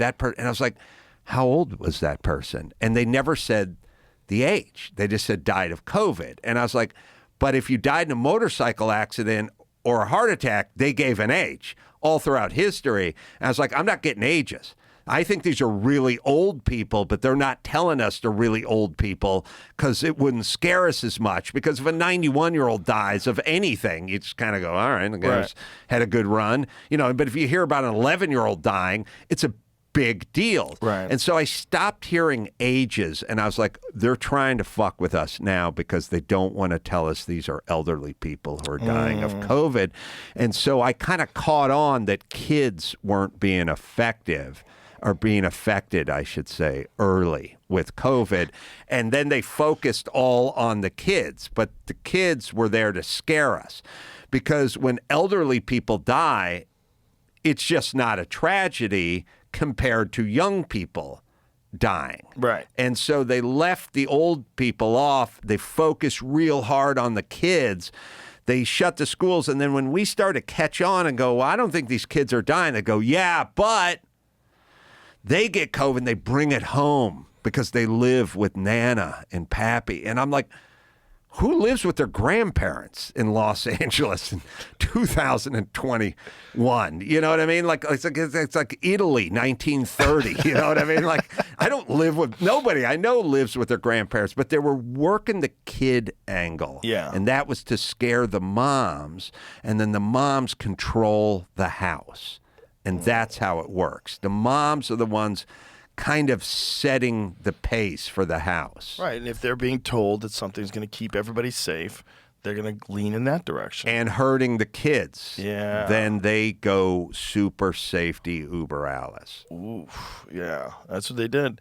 The thing is, like, I wonder how many people, if something very similar happened tomorrow, if a new COVID that's just as bad as the last COVID, meaning that it's not really that bad. It's not the bubonic plague. It's something that's going to really mostly be a major problem for old people and for people that are already immune compromised or have many comorbidities, like most of the people that died. Right. If that came along today, I wonder how quickly people would be willing to accept the rejection of alternative medicines. Like if people found out, like one of the big ones that was really, I thought, insidious was monoclonal antibodies. Monoclonal antibodies were really effective. And because of that, they made them really hard to get. Like there's a conspiracy there. I don't want to connect any dots. I don't know who was involved in it, but I do know that they were making monoclonal antibodies very difficult to get. And when I asked my doctor, I said, why do you think they're doing that? He said, to encourage vaccination 100%. He said, it has nothing to do with the effectiveness of it. It's very effective. Listen, I was always really suspicious how everyone became overnight experts in everything. You know what I mean? Like, oh, they knew hydroxychloroquine. They couldn't pronounce ivermectin 10 minutes ago, and now they're experts in it. Yeah. And also, I'll tell you when you should be suspicious. Be suspicious when people aren't sort of agnostic about things. Like if you'd said to me, what about ivermectin or hydroxychloroquine, I'd go, well, I don't know. I'm not a doctor. Why don't you talk to your doctor about it? What am I, epidemiologist? I'm a comedian. I don't know anything. Everyone on CNN was an expert, and they all knew that it didn't work. And I'm like, how do you guys all know this all at the same time? How does Rolling Stone magazine, how do you losers all know this thing that you'd never heard of before, that you couldn't pronounce the day before yesterday? You now all know it doesn't work based on nothing. So now I'm suspicious. Yeah. Because if CNN was just sort of like, hey, maybe it works, maybe it doesn't work, I don't know, you should definitely look into it. But they all knew it didn't work. And when you know it doesn't work, then you should be suspicious of those people because it's impossible. It's like... Well, the whole gamble was hoping you didn't Google search it. Right. They knew it didn't come from a lab. How is that knowable? Right. How do you know unequivocally they didn't come from a lab where they developed these antibodies or these... Not only that, it's a COVID racist diseases. theory somehow. Right. So here's the whole thing. If CNN... You know, if somebody said to CNN, hey, do you think it came from a wet market or it came from a lab?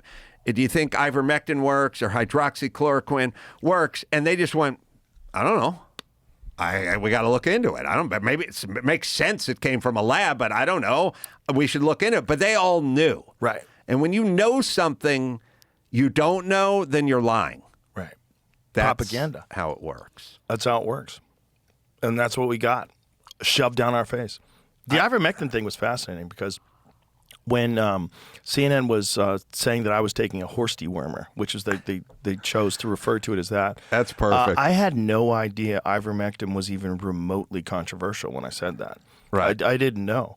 I just knew that this was what was recommended along with all that other stuff. But they didn't focus on any of the other things.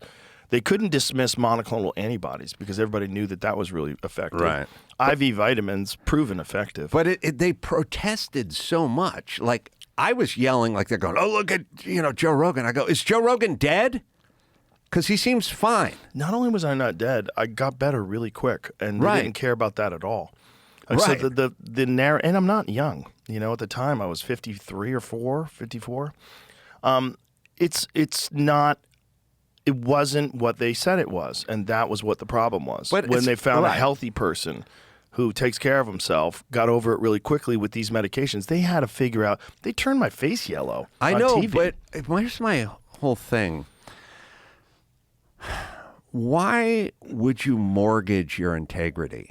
Why would you play so fast and loose with the only thing you really need to own? Like, it's really all you got in terms of, you know, my house could have burned down in Malibu, but I can get a new house, you know, and my Paul Newman race car I could crash and total, but I can get a new one. But when your reputation goes, that's it. Exactly. That's all you got. Yeah, especially when it's a provable, easily And provable so lie. why were they so fast and loose? Like, why was Sanjay Gupta up there talking about horse paste when he knew better, when it is now so damaging to their reputation? Like, if somebody said to me, hey, Rolling Stone magazine, I'd go, fuck off. I'm not going to listen to any of those Exactly. people. Sanjay Gupta recommends, I'd be like, that asshole, all he does is lie. And I'm not going to. Maybe he's right, by the way. Maybe he's not lying about this thing. Right. I'm just saying I'm not going to listen to him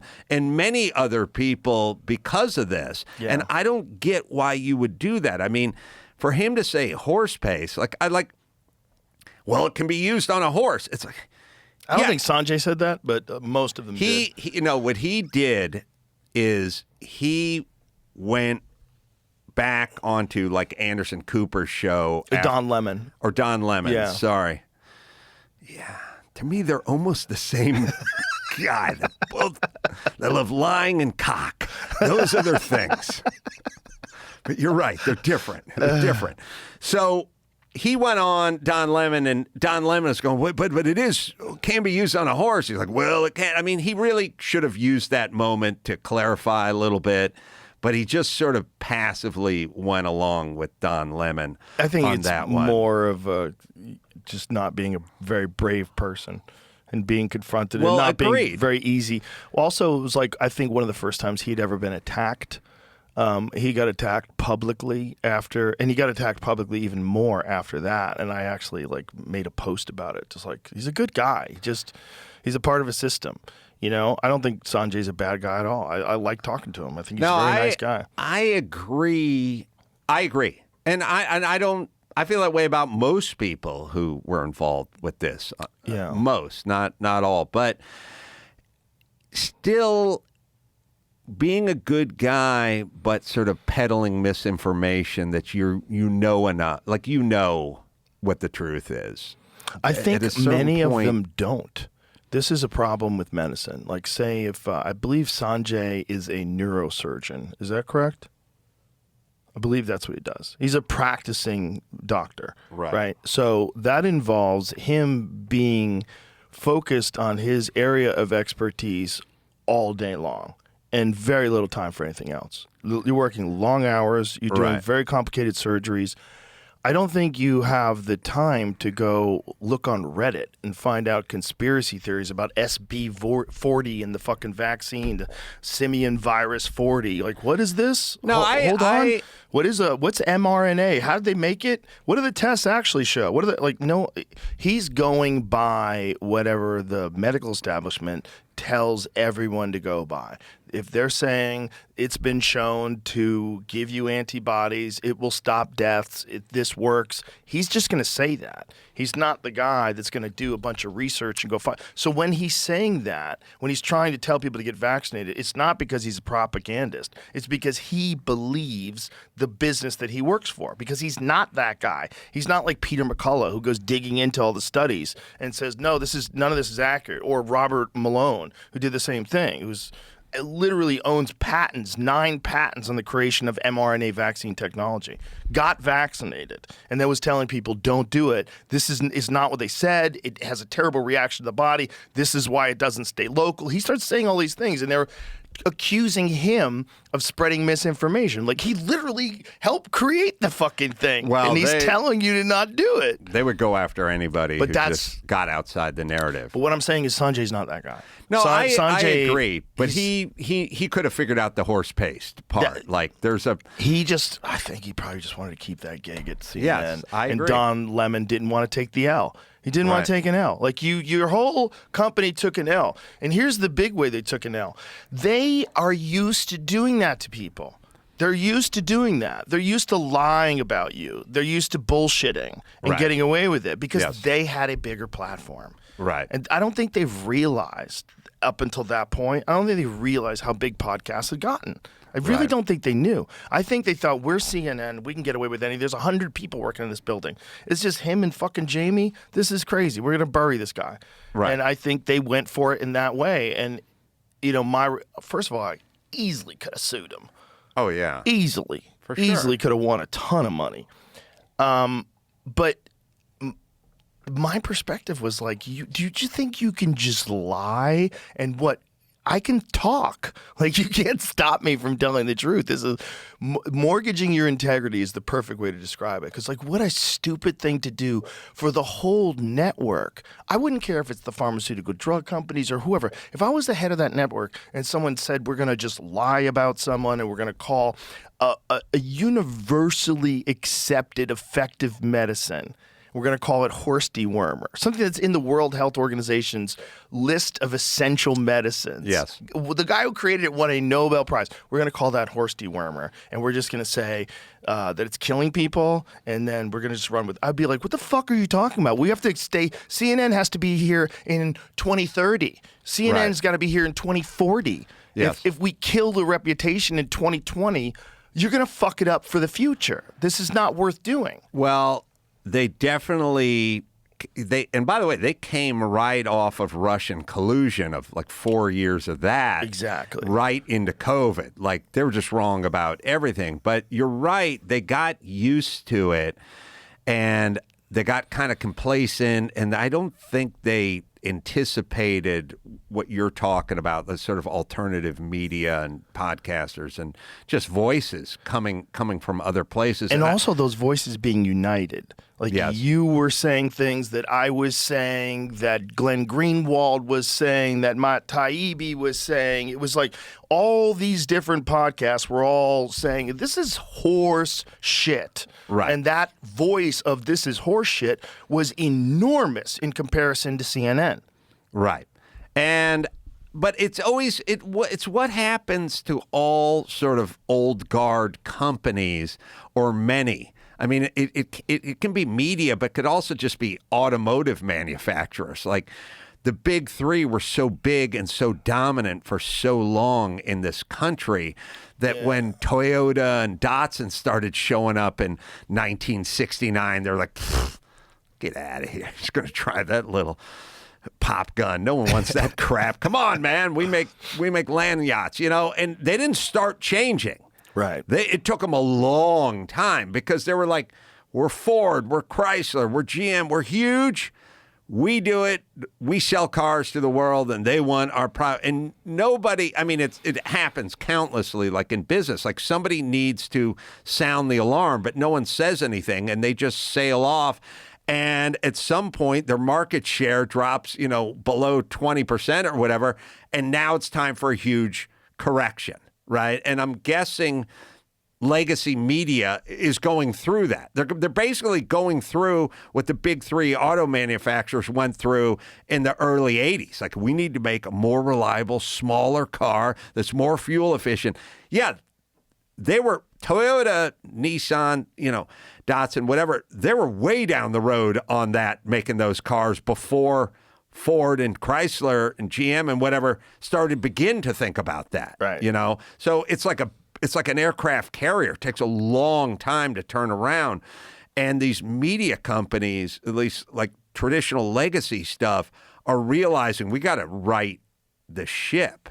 And they're doing it.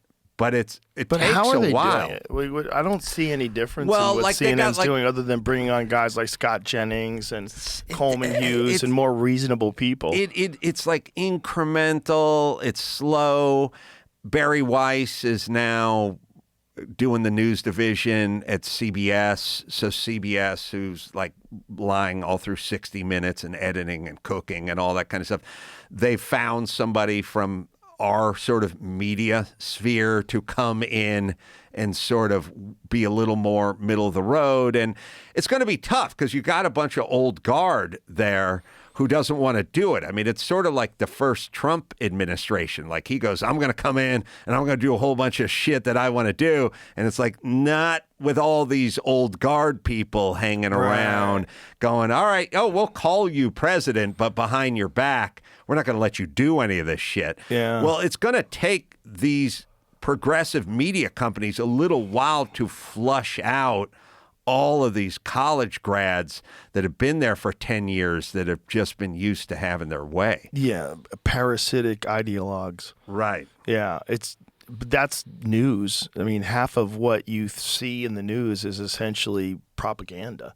They're pushing a very specific narrative, and it's not an objective look at both sides of any story. It's always coming from some sort of an activist lens, and it's weird that that's been allowed to talk. I mean, it's the same thing. You're mortgaging your reputation. But you just to cut you off, you don't know it until they start writing about you and talking about you. And that's when you realize, oh my God, they got everything wrong. Right. Like, forget about On purpose. COVID, just in general.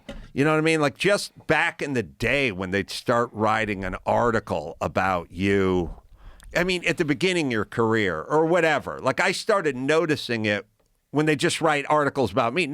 They weren't being negative.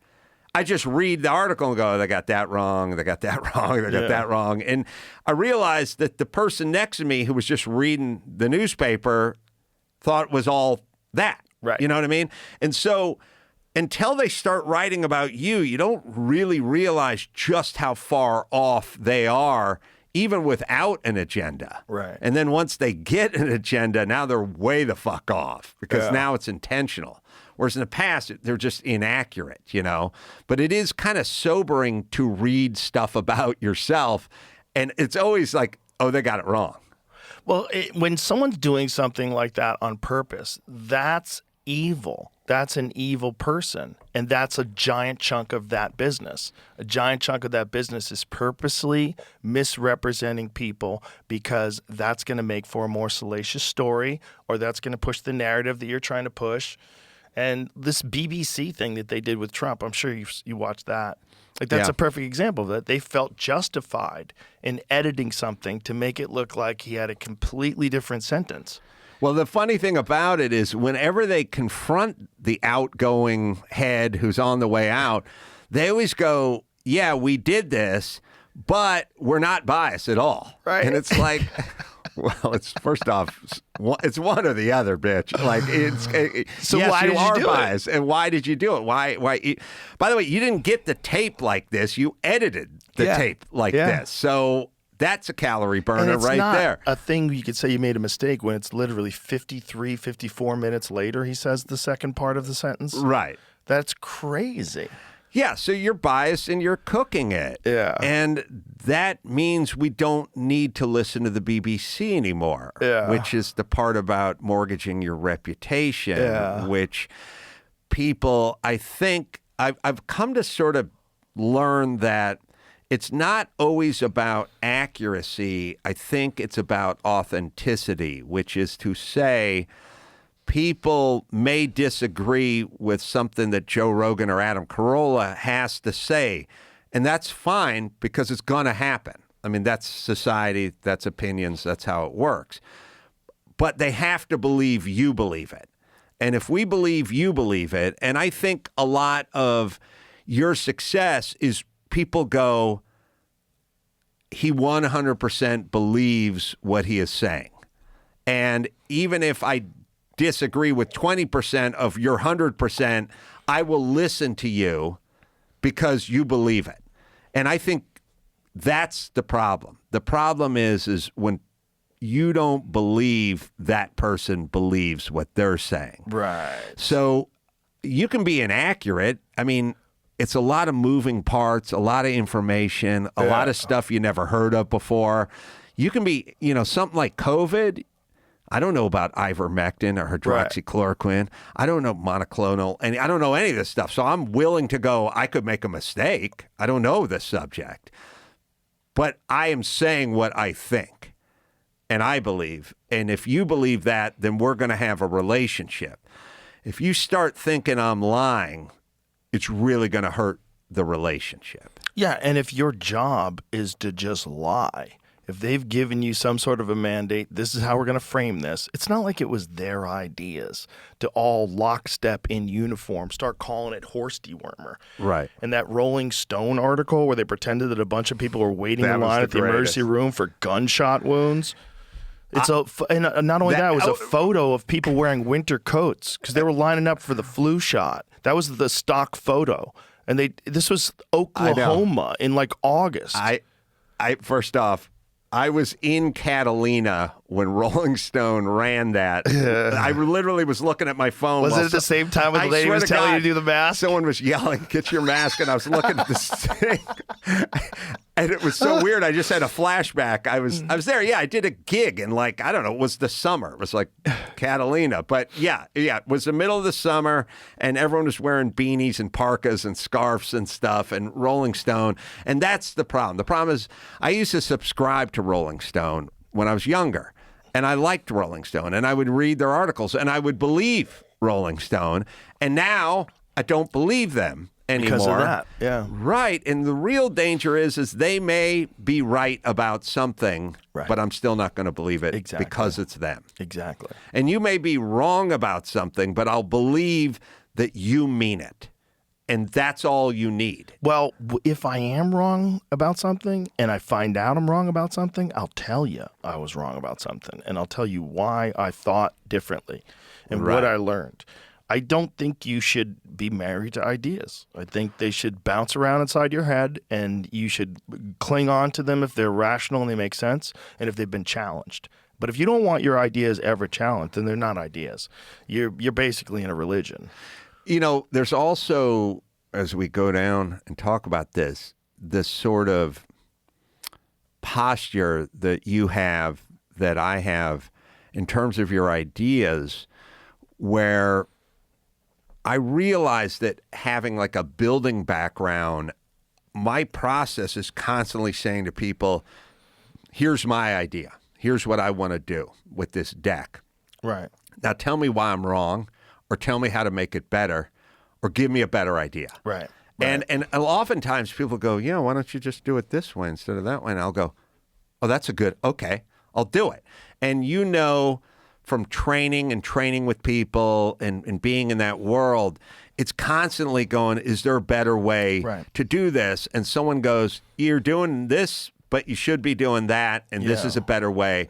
And you're receptive to it because you want to get better, you want to get faster. I was always like, I'm going to live in this house, so I'll take any idea anyone has that makes it better because I own it. You know what I mean? And so your posture is always, tell me what I'm doing wrong, tell me why I'm wrong, prove me wrong, tell me a way to do it better. Even in comedy, sometimes people go, you could do it this way, or you could kind of flip it and start it with this premise and then make this the button, and you go, oh yeah, thanks. That's a better way to deliver it. So you're in a dry sponge kind of receptive mode all the time. Yeah. But if all you had was your ideas and you had no other expertise or anything you could call your own, then those ideas you would be very protective of. And they're constantly like circling the wagons, protecting their ideas. Whereas you're saying, give me a better idea and tell me why I'm wrong so I can flourish. Well, this is also the jiu-jitsu philosophy. When you learn jiu-jitsu, one thing that you learn is if you are doing something incorrect that leaves you vulnerable, you're going to get caught because other people are going to know that. And so someone has to show you, hey, when you're doing that, you're reaching with this arm. When you reach with this arm, the guy's going to get head and arm on you. And you're like, okay, how should I do this? keep your arm tucked to your chest, and you use the proper technique. If you don't listen, if you say, this is the way I do it, I'm going to try to do it, you're just going to keep getting caught over and over again, and you're not going to advance. So everybody understands that there's a reality to positions and technique. There's a reality, and then sometimes new realities get exposed. So sometimes people have been taking the back, getting back mount a very specific way, but then someone comes up with some new move that gets you in a leg lock when you go to take mount. And you're like, oh, fuck. Okay, well, now you can't go that way anymore. And then we have to break it down. And then we all, like, try different things. Right. And so that thing of not being married to any ideas is a giant part of the philosophy of jiu-jitsu.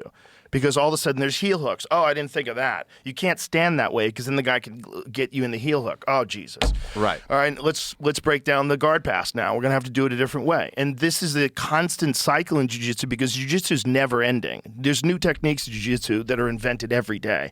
There's things that people are trying right now somewhere in Portland that are going to make its way onto the national scene. Some guy will have some new way of doing a choke or some new way of getting a heel hook, and everybody's going to adopt it. And then everybody has to figure out the counters to it. And then this is endless process. So I apply that to everything. Yeah. It's either works or it doesn't work. It's real or it's not real. And then the weird ambiguous stuff like how you feel and how you behave, you have to take into account who you're talking to. Are we trying to make microaggressions punishable by jail time because someone is so fucking sensitive because they're crazy, and that's going to be the barometer that everybody? Or are we going to say, hey, get it together and join us? You're going to have to deal with microaggressions. You're going to have to deal with. You're going to have to deal with those. People deal with those. They're not that big of a deal. Well, it's sort of microaggression is sort of like mask up in between bites. If you put the word micro in front of aggression, there's no aggression. It's everything. It's looks. The way you look at me could be a microaggression. It's like it's the dumbest fucking idea ever. Right. You're too sensitive. Making everyone safer is hurting them. Like wiping. I was always against the sterilizing everything, like wiping everything down, Purell. Yeah. I never used Purell. I never indulged in any of that stuff. I like barely used soap. Like I always sort of worked in the dirt. Like I was just in the dirt all the time. I was in football, you're like in the dirt, you're just on your belly all the time. Like the field's all fucked up and half of it's dirt and you're just on your belly, just breathing dirt. And then in construction, I was like in the dirt all the time.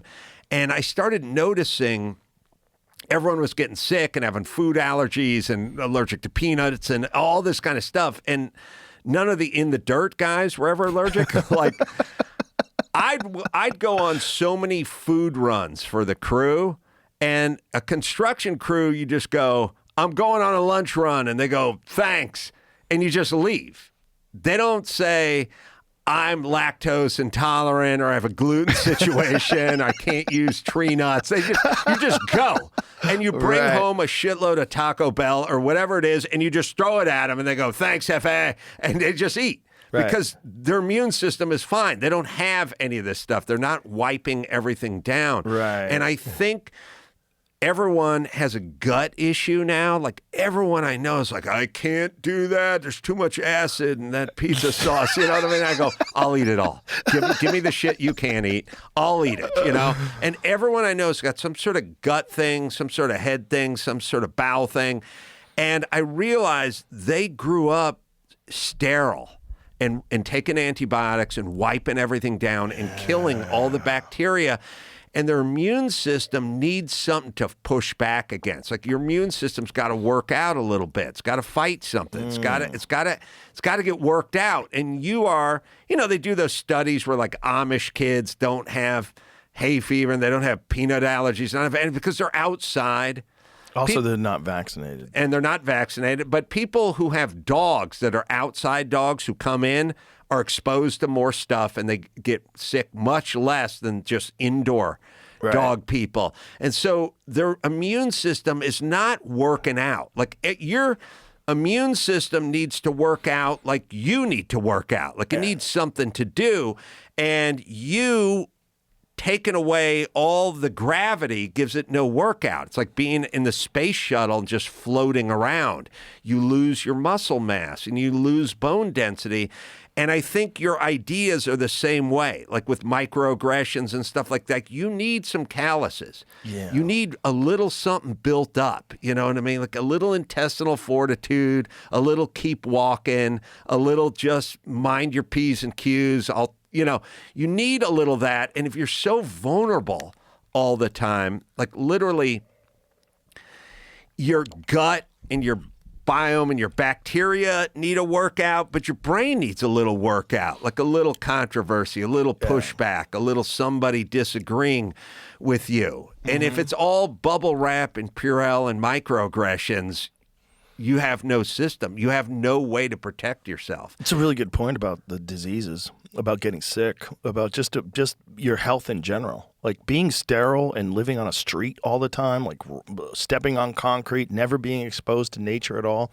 If you're a total city person, you're probably lacking in a very crucial vitamin to being a human being, which is our exposure to some kind of nature. Well, and it's always Madison Avenue who's trying to sell it to the housewives, right? Because they show them wiping everything down, right? Yeah. That's what a loving mom would do. She would take Lysol, spray it all over the place, and wipe. It's always them wiping it down. Yeah. And then disease is some kind of weird green animation that's evil, and then the good mom wipes it down and cleans. Yeah. And she's always slathering the kid with something. Yeah. And it's all the like shampoo and all the soaps and all the antibacterial. It's like this huge business of trying to scare the moms into buying all this shit to prove they love their children and they love themselves.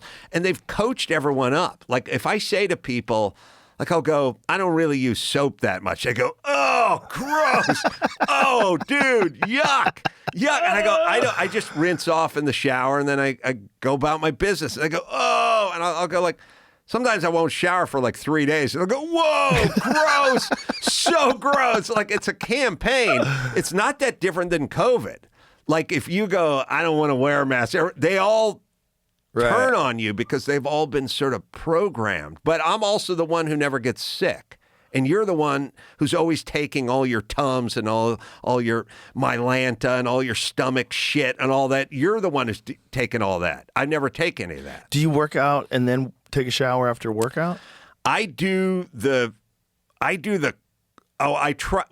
to do the cold plunge, but after the fire, the cold plunge, and it's a long story. So I do the freezing shower move. I just go in there and do it.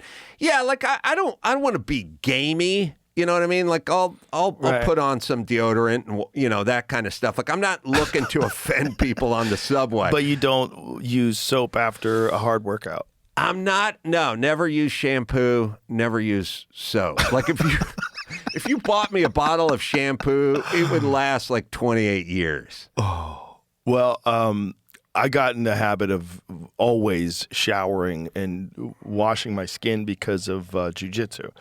You get a lot of different infections. Like, you can get, like, I've got staph a couple times. I got ringworm a couple times. And it becomes a problem.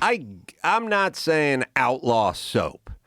I'm saying too many people are too sterile. Yes. And you're hurting your system by being so protective. What I was going to say is, so I use special soap. So I use a soap called Defense Soap. And Defense Soap is like designed for grapplers. And what it does is it kills bad bacteria, but it promotes healthy skin flora. It's all like eucalyptus oil and a bunch of healthy stuff for it. It smells good, but it's good for your skin health. So it doesn't torch your skin. So one of the dumbest things that I know grapplers have done, they get some sort of an infection, and then what they do is they wash themselves with antibiotic soap. Right. Well, you are just torching all of the healthy bacteria around your skin, and you're just putting poison all over your skin, which is an organ. Right. It's a fucking terrible move. Yes. And when guys do that, I've seen it spread. I've seen them get like ringworm that just spreads all over their chest. It's fucking horrible. Well, I mean, if you think about how many people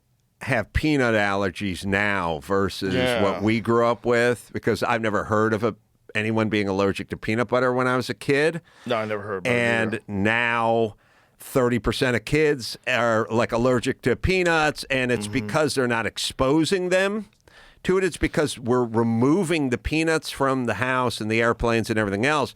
they need to be exposed as infants, and now the studies are coming out, which is they need exposure to peanuts, not removal of peanuts. One of the funniest... Kind of nuts that peanuts became toxic.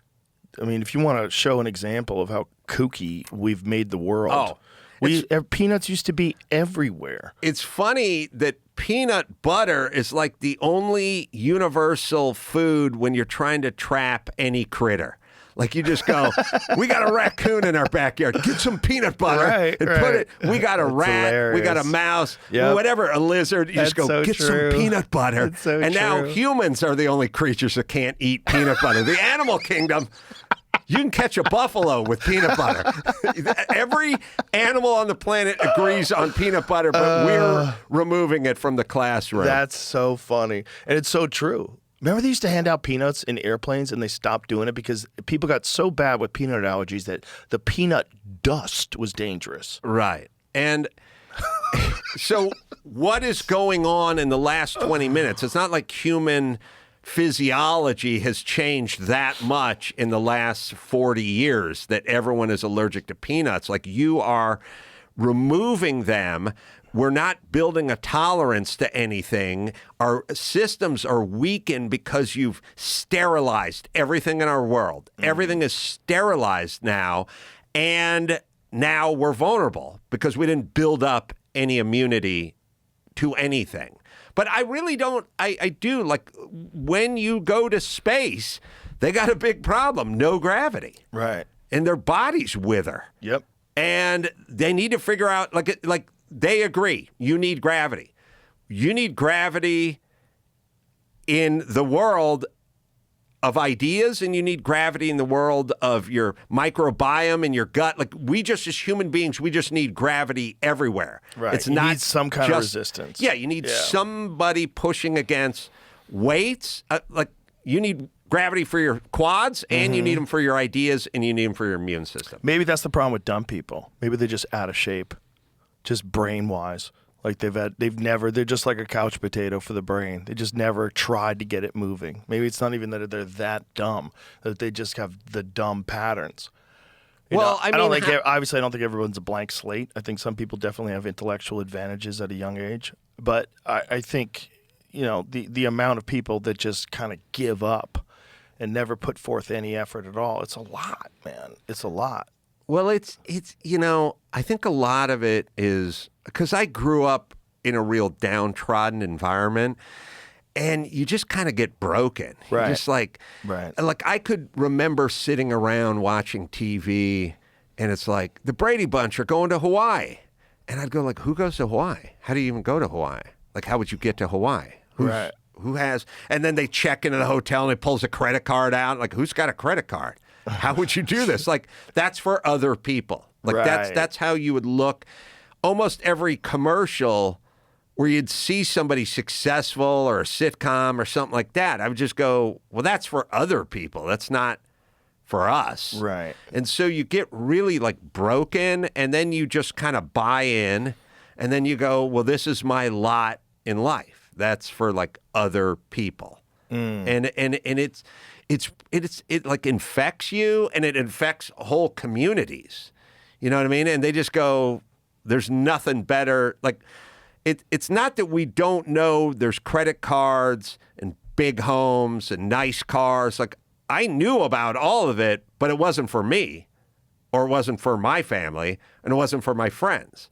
And you just buy into a system where you go, well, this is it. Mm-hmm. And you do it early, and it's stifling.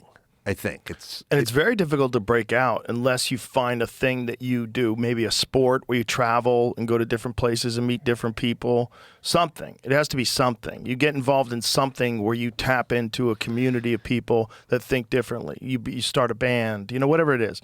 If you find a thing where there's a bunch of sort of forward-minded people that are, optimistic and have a good work ethic that's contagious.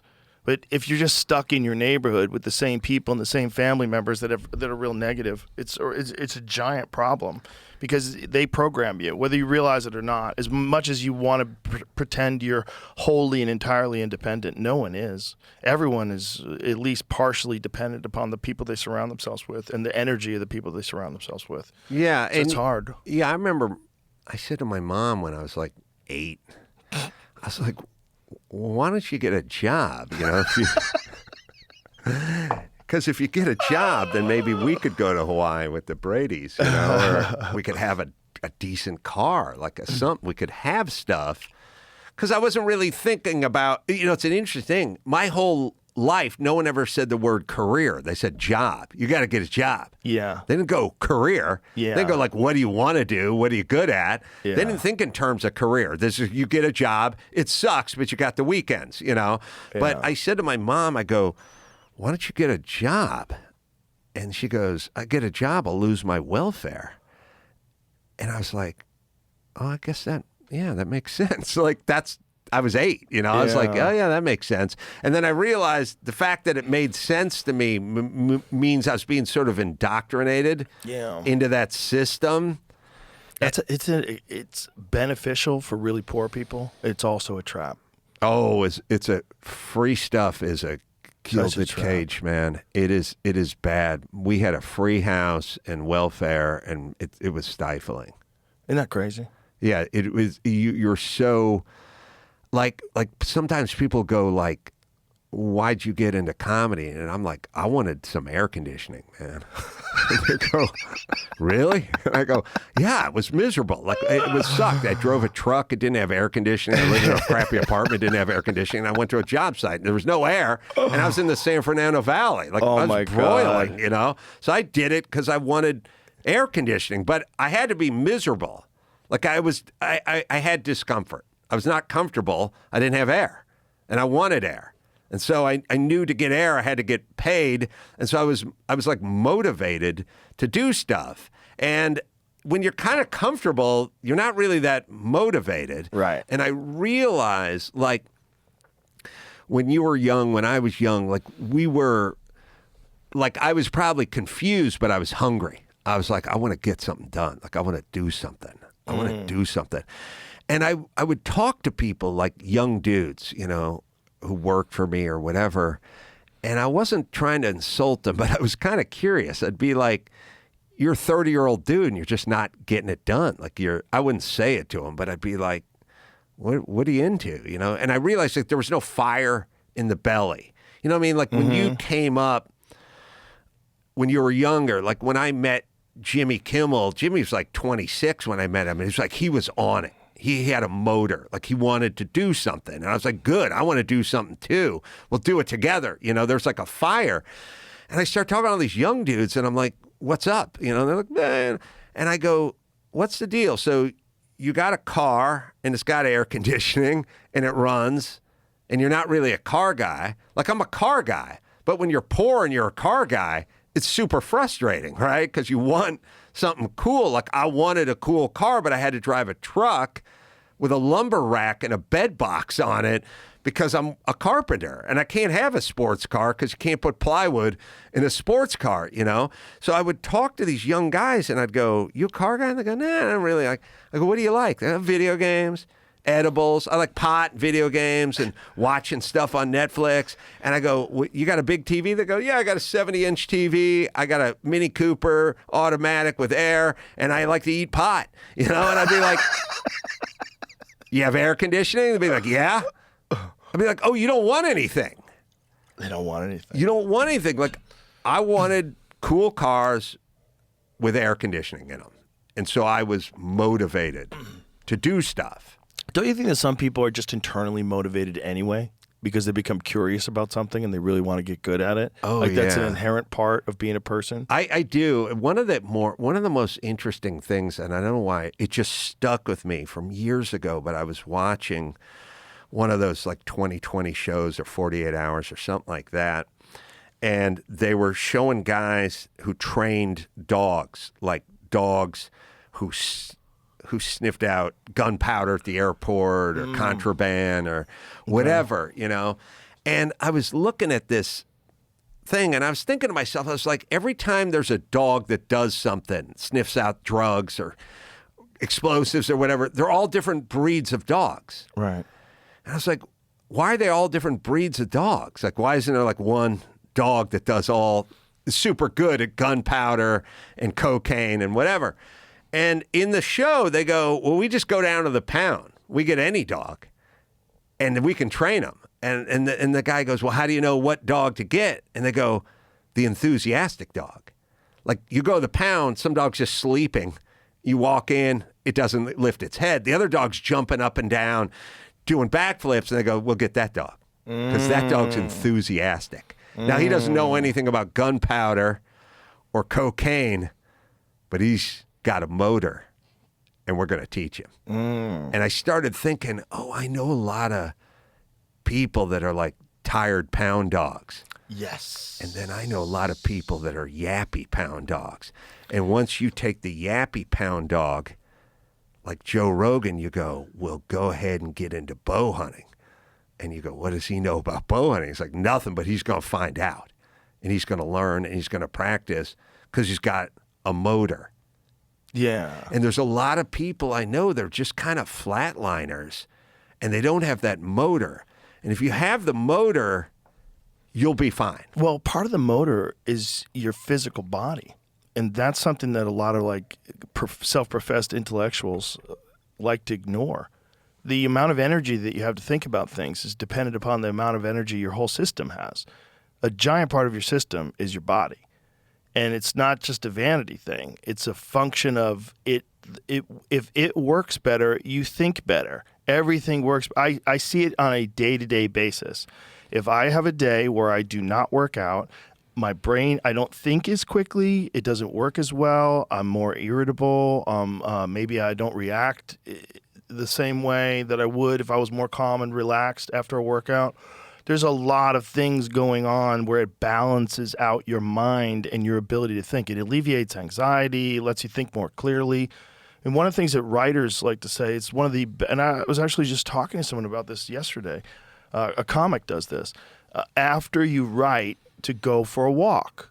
Go for a walk and get your blood pumping. And when you go for a walk, sometimes when you're thinking about those ideas, new ideas will just pop into your head because it's like the seeds are already planted. Now go for a walk, you're watering them. Like it's the whole system works together. And if you want to have energy, if you want to have a motor, well, the best way to have a motor is have a physical body that works well. If your physical body doesn't work well, you're tired all the fucking time. And you could say it's, oh, I'm getting older, oh, I'm getting this. Like, a lot of it is just ignoring your physical body for too long, and it atrophies. Just like your body, you know, everything needs gravity. Well, you need fucking gravity. You need weights. You need to pick things up and move them around. Because if you don't, you can't pick things up and move them around because your body thinks you never have to do that. I agree. And I also would add, you need curiosity. Yes. You're a curious person, and all the curious people I know are doing just fine. And then there's people I know, they're just not curious. And that's a weird gift, I guess. I don't know how to make someone curious. I think as a comedian, you're sort of curious, you know, and I could remember even when I was young, I'd go, what's the difference between, you know, why they call it a sofa or a couch? What's the difference between a sofa and a couch or curtains and drapes? Is there a difference or we just have a different? And every one of my friends would go, I don't know, shut up. Who cares? You know what I mean? And I realized they weren't curious about stuff. Like I was constantly being curious. And by the way, your curiosity is annoying to uncurious people, which happens a lot. Oh, yeah. But if you're curious, it's like what you're saying about your physicality. Like it'll feed you. Yes. Most everything you know is started in curiosity, and wanting to know about this stuff, you know. And for other people, and many people, they lack a curiosity. Do you think that's inherent, or do you think that is how they grew up? I'm starting to think of nature more than nurture. Like I used to be more nurture than nature. I have twins. and I have boy-girl twins, and they're totally different. And one of them is that pound dog jumping up and down, and the other's just sort of chillax, you know. And I didn't make them one way or the other. They got raised, they got fed the same thing, they went to the same schools, they breathed the same air. You know what I mean? Like they just sort of were who they are. Yeah. And I think you can take something like a motor that's like a little too much and guide it and sort of nurture it and figure out an outlet for it, you know, like a sport or something. And there's things you can do, but like my sister's totally different than I am.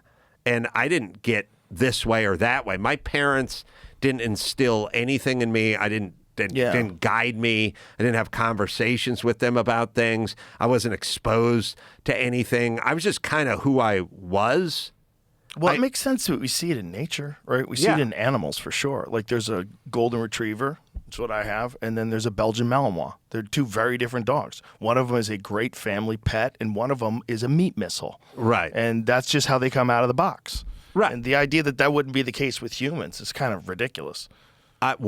Yes, why should we? And I know we do it because we're sort of narcissistic and we have to claim some dominion over things. Like it's kind of religion, you know what I mean? Mm-hmm. Like where we had to create it to go, well, Grandpa's in a better place now and he's been reunited with his old golden retriever who died 8 years earlier. And we're just kind of constructing a thing because we need some control. Like we need to feel like not having control is really threatening to a lot of people. I don't have that problem. Like I don't mind not having control. I realize when I'm racing a car and the car goes out of control, which has happened a few times, I sort of just relax. I don't try to grab and overcorrect, and because you'll get in more trouble. Like there's a version of this for sports, there's a version for life, there's a version for relationships, there's a version for driving race cars. But to sort of relax, like if you can see film of me spinning a 935 backwards in a race in the middle of the race, and you can see me. I'm not doing anything. Like I will relax in that environment. But people need control. I mean, it's sort of religious control, or like here's the way I control my kid. I get him violin lessons, and then I take him to the French tutor, and then I take him to this camp and space camp and that camp, you know, and they're trying to do something. You have to just kind of admit they kind of are who they are. You can't really control it. You can fuck them up. You can molest them and get them, you know, hooked on Vicodin or something when they're 14. But basically, you're there to be there and not fuck them up and to offer things and try to go, you know, if you see your kid banging on pots and pans all day, you go, somebody needs a drum kit. Because I think this is what your thing is. You know what I mean? And somebody probably should have got a hold of me and went, seems like comedy may be something you'd like, not swinging a hammer.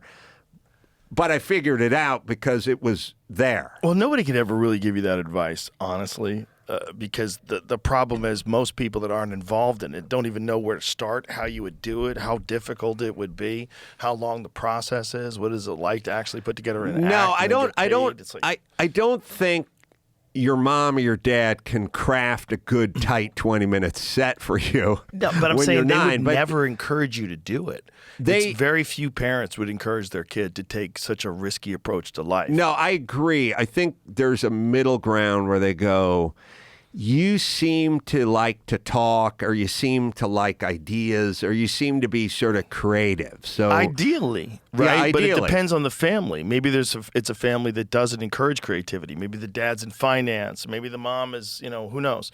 But maybe they're just not into risk at all, and they just want you to go to school and get a degree, and you're just annoying. And then they go, maybe we should take him to a doctor. Yeah, get him some Adderall. Get him some something. He can't concentrate. And then yeah, all of a sudden, no, I agree. I think as a parent, you're supposed to observe and you're supposed to look, and the kid will guide you. They'll have a propensity. They'll bang on pots and pans, or they'll like sports, or whatever it is. Right. And then your job is to sort of go that way and help facilitate that, you know. Right. And conversely, like I started playing Pop Warner football when I was 7. Like I played tackle football when I was 7, and I played my whole life, or my whole, until I was 19 or something. And I always was like, every good lesson I ever got was on that football field, man. Like everything I learned, all my, whatever success I have, I owe it to that, because I got intestinal fortitude. I learned a lot of tough lessons, and now I use that. And so like, I was like, if my son is going to play football because he's going to learn all those valuable lessons I've learned. My son didn't play any football, didn't really like it, and it wasn't his thing. And I didn't force him into it at all. I was just like, all the stuff that I was into, football, cars, wrenching on cars, race cars, that kind of stuff, swinging a hammer, building, architecture. My son's not down with any of it. And I'm like, fine, but you got to find your own thing. But I'm not going to try to stuff you into this thing that's going to make you resent me later. Yeah, that's not a good move. But a lot of parents fall down that trap, that's for sure. Yeah, it's just, I mean, if you have a child that wants to be a comedian, it's probably a fucking terrible feeling. Like, oh my God. Like, what is he trying to do? Like, how do you even start? What do you do? Like, well, you but get a degree. Go get a degree. You're going to get a job. You're going to work in a respectable position But did anybody somewhere. try to talk? See, my thing was, no one ever tried to talk me out of anything, because they weren't trying to talk me into something either. Right. It's like, Adam, you're going to be a physician. There was like, the thing was, you got to leave and get a job. Right. And then we're done.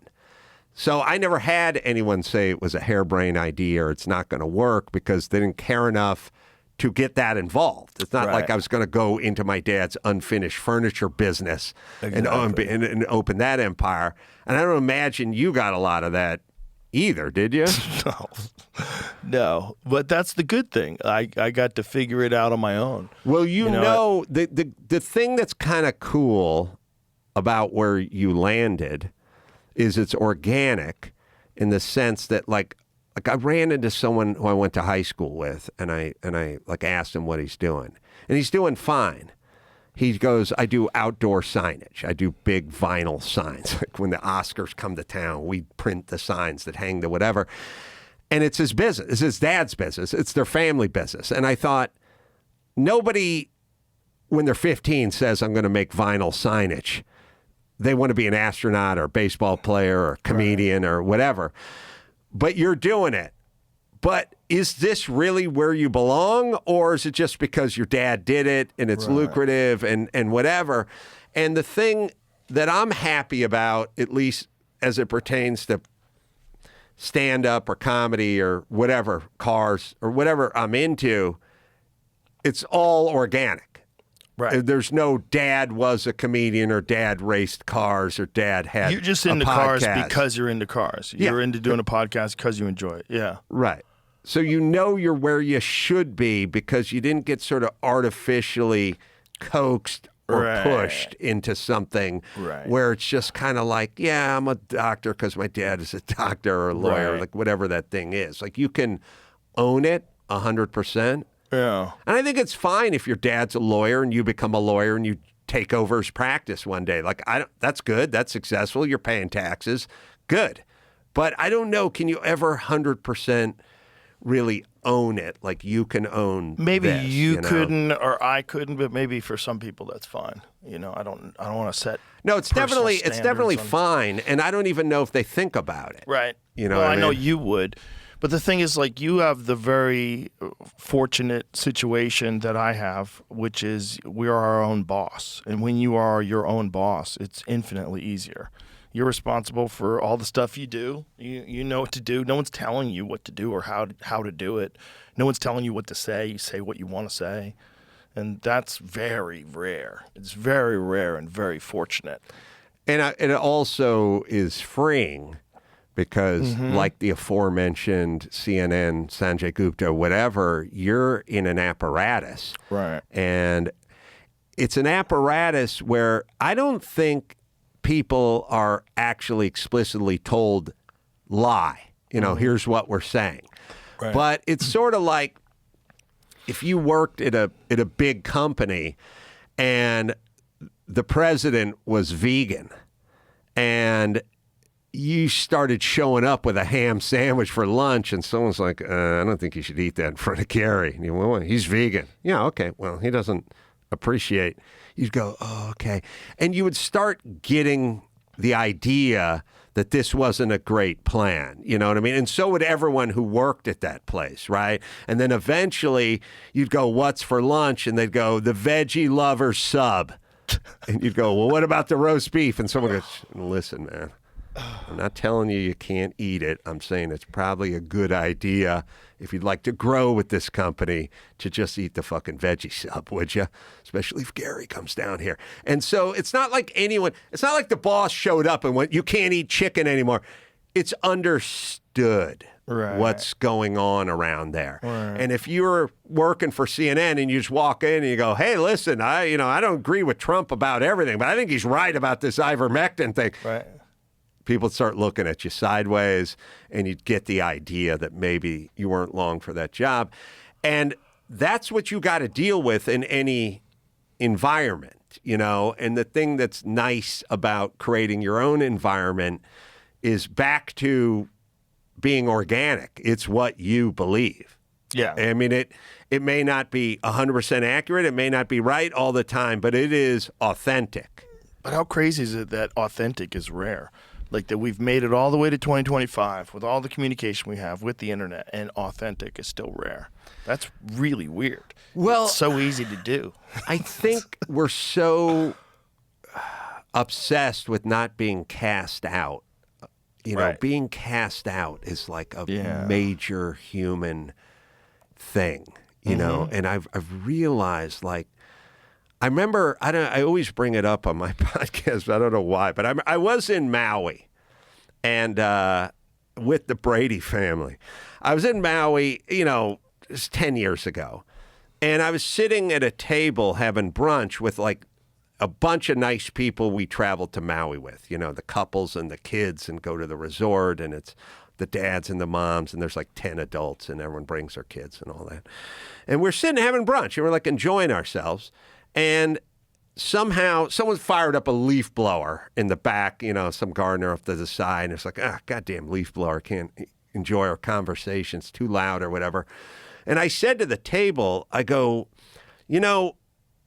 leaf blowers are illegal in Los Angeles. They basically criminalized leaf blowers in like 96 or 97 or something, but it's not enforced at all. And everyone's like, they're illegal? And I'm like, yeah, the gas-powered ones are illegal. And these guys up and down my street all day with these things. I go, yeah. They go, why don't they enforce them? I go, well, because it's all Mexicans who make their living with the leaf blower, and the city council doesn't like the optics of coming down on the poor Mexican gardeners who use their leaf blower. So it's really illegal, but the Mexicans use it, and they turn the other way. They look the other way because they don't like the optics. And everyone looked at me and went like, that sounds kind of racist or something. I was like, I go, no, it's just what happened. And they're like, I don't agree. You're saying Mexicans shouldn't be, whatever. And the whole table like turned on me. And I realized, wait a minute.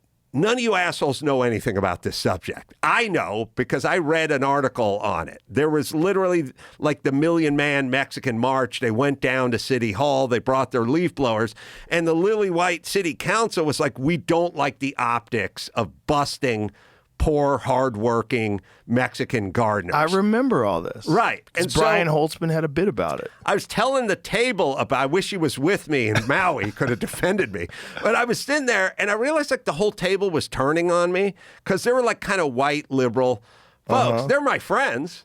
But they were turning on you? And they were turning on me. And I realized, I go, listen, I maybe you don't like it. Maybe it sounds racist. I don't know what you think. I'm just telling you, leaf blowers are illegal, but they're used all day, every day because the city won't enforce the law because they don't like the optics of it. And everyone's like having problems with me. And then I realized I ruined brunch. I ruined brunch, but I was like, listen, assholes, I'm not backing down. I'm not apologizing. I know all this stuff. What do you want me to say? Sorry you don't like it. But what I realized is half the people at the table were just going along with the other half. They didn't know anything. They didn't know anything about leaf blowers or laws or city council. They just realized that I was the one being thrown out of the tribe, and they wanted to stay in the tribe. So everyone took a subject they didn't know shit about and turned on the guy who knew something about it and said he was bad and should go out to the cornfield because they were all, and this is socially, it's like no one was going to lose their job. They were just eating brunch, but it all kicked in. And I could see like the wives who had no thoughts about leaf blowers, like going, yeah, man, I don't agree. And the chairs were like scooching away from me and stuff. And I thought, oh, I'm being thrown out of the tribe. And that's when I realized that was just about leaf blowers. And those were my friends. Now we go to COVID, and it's a real deal.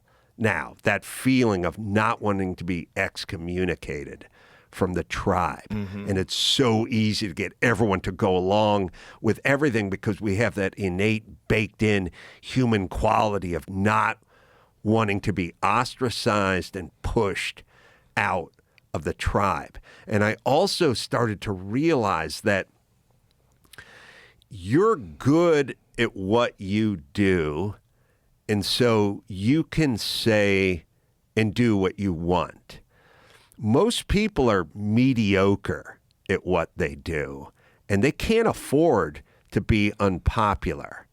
And it was something I was talking to Greg Gutfeld about it some years ago. I was just doing a podcast with him, and I was interviewing him, and it started to kind of dawn on me that, like, when you're really good, and you could be a really good carpenter, like if you're a really master carpenter, you're never out of work. No one gives a shit what your thoughts are about politics or COVID. You walk around with a MAGA hat on, it doesn't matter. We need you. Like, you're good. You're skilled. And when you're really good at comedy or you're good at whatever, you cannot be thrown out. You can't be squashed. You can't be silenced. But you got to be good. If you're sort of in the middle, and most people are in the middle, it's a little bit of a popularity contest. Like, you better eat vegan. You better say the right vegan, things. and you better say the right things. You better put that black square on your Twitter. Right. Or on your Instagram. Which I did not do. But they told me, you got to do it. And I was crazy? like, I'm not doing it. It was so nuts. I was watching people do it. I was like, what are you doing? Yeah. And I think we're out of coffee, unfortunately. That's all right. That's might be a little bit in there. Yeah, that's all right. I love coffee. Oh, there's plenty in there. Yeah, that is a thing that a lot of people lack in this life. Well, the problem is like, if you think you're good and you're not good, you get smacked down, like you get into trouble, right? So if you're not that good and you go, screw this, I'm not working for CNN anymore, I'm going to go do my own podcast, and you're not that good, then you're in trouble, right? And if you go, I'm going to blow this taco stand and get out of this business, I'm going to go do something, I'm going to open a restaurant, but you're not that good, you'll get into trouble. And most people are sort of living in the middle and kind of fearful. But if you're good and you kind of own it and you're calibrated and you know you're good, then you can kind of say what you want and you can kind of do what you want, but you have to be good. And like all the people that were sort of in mainstream media that like broke out and started doing their own thing were good. I mean, they thought they were good and they thought they were good enough. When you're in the middle, it's vulnerable. Yeah. You gotta kind of watch yourself and mind your P's and Q's. It's also that thing that you were talking about at the dinner table where all those other people who didn't know anything about it were signaling to the tribe that they were, that they didn't want to get cast out. Right. You're one of the good ones. Yeah. Right. Yeah. That's there's so many cowards that do that. There's so many people that are just terrified and don't encounter a lot of difficulty in their life, a lot of like real anxiety-inducing difficulty. And so when something does come up that's like that, they just fold. They just want to be comfortable again. Like, what do I have to do? It's so sad, and it's also people in dignity, like dignity and character. Like character used to be something we talked about. We don't really talk about character anymore. And it's also people, like their resting state of a lot of people is weak and kind of like a little disappointing. And it's like, I think guys that have like high character people and also stoic type people are kind of really always disappointed by people. like you're probably a pretty stoic guy and you see how people act and you go, oh, like it's sad. You know what I mean? Like, yeah. And it sort of, I don't know why, but it reminded me, but when I lived in Santa Monica a million years ago, somebody got their purse stolen out on the street at night. I was this poor guy living in a rent control apartment, swinging a hammer, driving a Isuzu Trooper. And I was coming home at night. It was like 9 o'clock at night. I was just with groceries. And I walked up to my apartment and I heard a woman screaming out on the street, "He's got my purse, like help," like just out in the street. I couldn't really see it from where I was. So I just ran out there because a woman was screaming. And I got there, and she said, "The guy stole my purse. Guy's got my stuff." And I just started chasing the guy just sort of instinctively. I didn't really think about it. I was just chasing him. And also, like, I was like, well, I box, I play football. Like, I felt good. I was in good shape. I didn't care. I didn't have much to lose. I didn't have anything. So I just started chasing him. And a guy was trying to pick him up in a car because they had like a wheel guy. But I was too close to the guy, and he couldn't get in the car. I chased him like a couple of blocks, and eventually just threw the briefcase or the purse. He just threw it, and he kept running. And when he threw everything down, I just stopped. It was all scattered around the sidewalk. And I stopped. I started to like put it back together, and I was like, I'm not going to chase the guy. He dropped all the stuff. And then the woman showed up, and she started getting her stuff together. And at some point, the neighbor started filing out onto the street, and a crowd kind of gathered up. And then a cop pulled up at a certain point, and the cop was like, "What went on here? What happened?" And I remember the neighbors, they go, "Well, we heard this woman screaming, so we all ran out and chased the guy." And I was like, none of you ran out and chased anybody. I ran out and chased the guy. He dropped the stuff. And then 10 minutes later, you guys all came out in your bathrobes. But you didn't chase anybody. But then I realized that's what they want. They wanted to be that person, but they weren't that person. So they created this scenario where they were that person. And I listened to them all like talk to the cops. And I've just stood there. I didn't say anything. I wanted to hear what they had to say. And they all told the same story. Like, when I heard a woman screaming, I snapped into action and ran out. It's like none of you did any of this because I was there. And I realized, people have they have a version of themselves that's in their head. And then there's the version of them that's kind of a lazy coward. And they're busy watching that film footage of the hero stuff. And nobody thinks, like no one during COVID said, "I'm bad and I'm weak and I'm dumb and that's why I made fun of Joe Rogan," or whatever. They just go, "I was trying to do the right thing, trying to save people. We didn't know." There's always this sort of heroes reel that's running in their head. It's not the real one. It's not the one It's not the weak, cowardly one. It's the stoic, strong one. It's the one that heard a damsel in distress and snapped into action. Damn the torpedoes. I came running outside to find this guy and chased him. That's what's in your head. Yeah. The reality is you were looking out the window and you were scared. Yeah. And most people don't really have any moments like that in their life where they can go, "Oh, remember that time that guy had the purse and he ran down the street and we tackled him? Let's do that again. It's happening now." Like most people, that's never going to happen. No, in your safe little life. Yes, but fear is a crusher. Yeah. Man. I mean, a little bit of fear goes a long way. Yeah. And especially with men, the desire to inflate their participation in any heroic act. Yeah. Men love to pretend they're something they're not. It's amazing.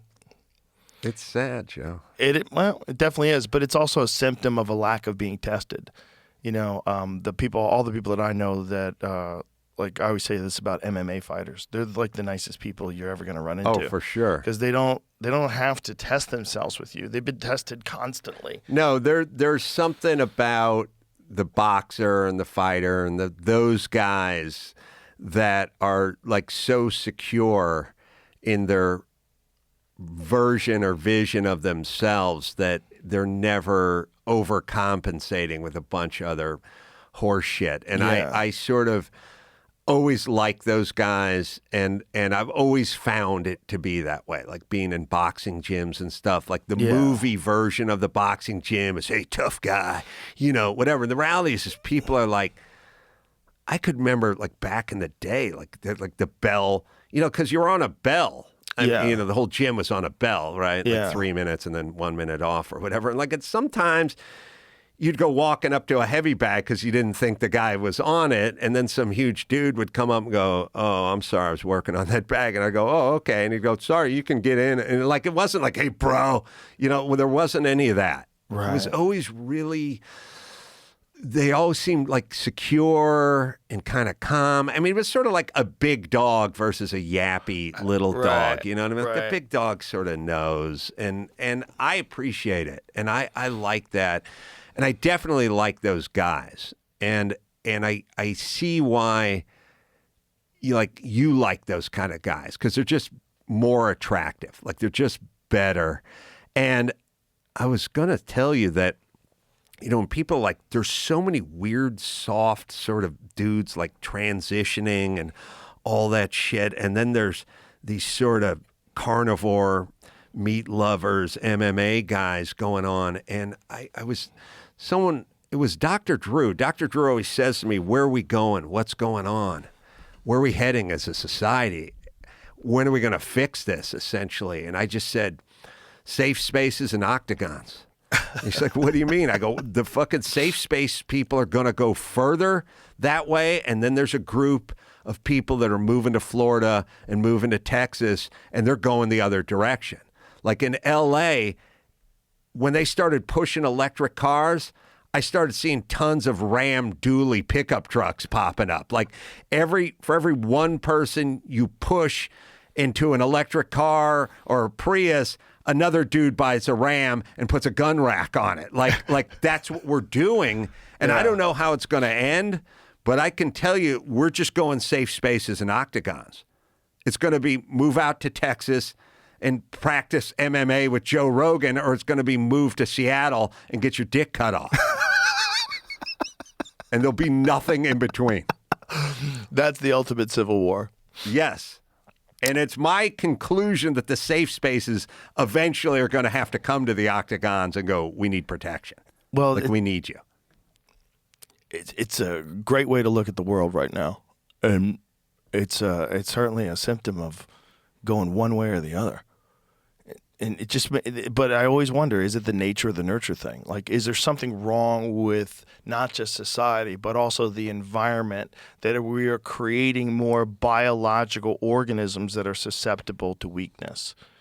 You know, like not just physical weakness, but emotional and psychological weakness. Like there's a thing that's going on that's on top of what's going on as far as culture and society, and that's like microplastics in people's diets. They're destroying their endocrine systems. That's all like trackable. We all got like a spork in our brain worth of plastic right now. Dr. Shanna Swan has an amazing book about it. You all should read it because it's terrifying. Well, I think there's a lot of practical organic stuff like plastics and microplastics and stuff like that. Environmental toxins, what you were talking about before, about living in cities, not encountering nature. There's all of that, but there's also resistance. Why do you need to be able to fight anymore? You don't need it. You know what I mean? Like we don't live.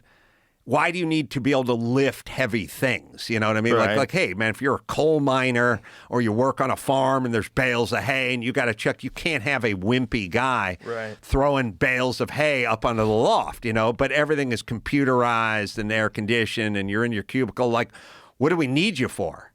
You know, like, what's the necessity? Like, why wouldn't we get softer and weaker. We're not baling hay and throwing it up to the barn anymore. We're not mending the fences. Nobody's having to, wrangle the steers. Or we don't have to make cabins. You don't have to chop a tree down and make a cabin anymore. You go to IKEA, and there's a cabin there you can buy, made in China. Like, we're not... Why wouldn't we go this way? Well, it's natural. It's a natural course of progression. Well, when you look at aliens, they're never jacked. Right. You never see a jacked alien. You see these aliens that have no muscle tone, they have no gender, and that's where we're headed. But that is a great name for an energy drink. Jacked alien? Joe, if you threw your considerable weight behind my new product, Jacked Alien, Monster, Red Bull, kiss my ass. We would kill it. Jacked Alien, we'd be sponsoring X Games, fighters. Right. It'd be in every ring. It'd be in every octagon. We might hold this podcast for a couple days and get a patent on Jacked Alien. Oh, yeah. Might have to. Yeah.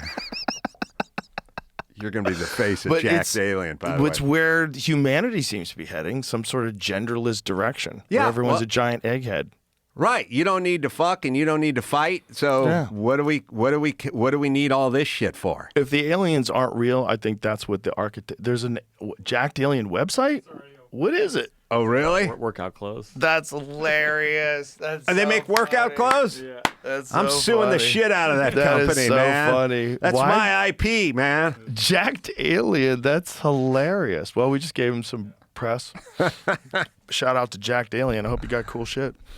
But when we think about what human beings are eventually going to be, the alien archetype is what makes the most sense, right? Like genderless, not using their mouth to talk anymore, giant fucking heads, no muscle at all. Why do you need big biceps to move a joystick or push a button? And the only reason why it's attractive, if you don't need it, is like a biological reproduction attractiveness, right? The hips of a girl, the waist, the beautiful symmetry of the face, all that stuff is just biological reinforcements to get you to breed with good genetic people. But if all that's out the window and all breeding is done through some sort of a computer or something along those lines. But also, why do you need any of it if it's antiquated? You know what I mean? Like, if we're just a society of button pushers, what do you need that big V strapping dude with the big shoulders? It depends on what's going on in the body. Like, do you still have the same monkey body that you had 10,000 years ago? Because if you do,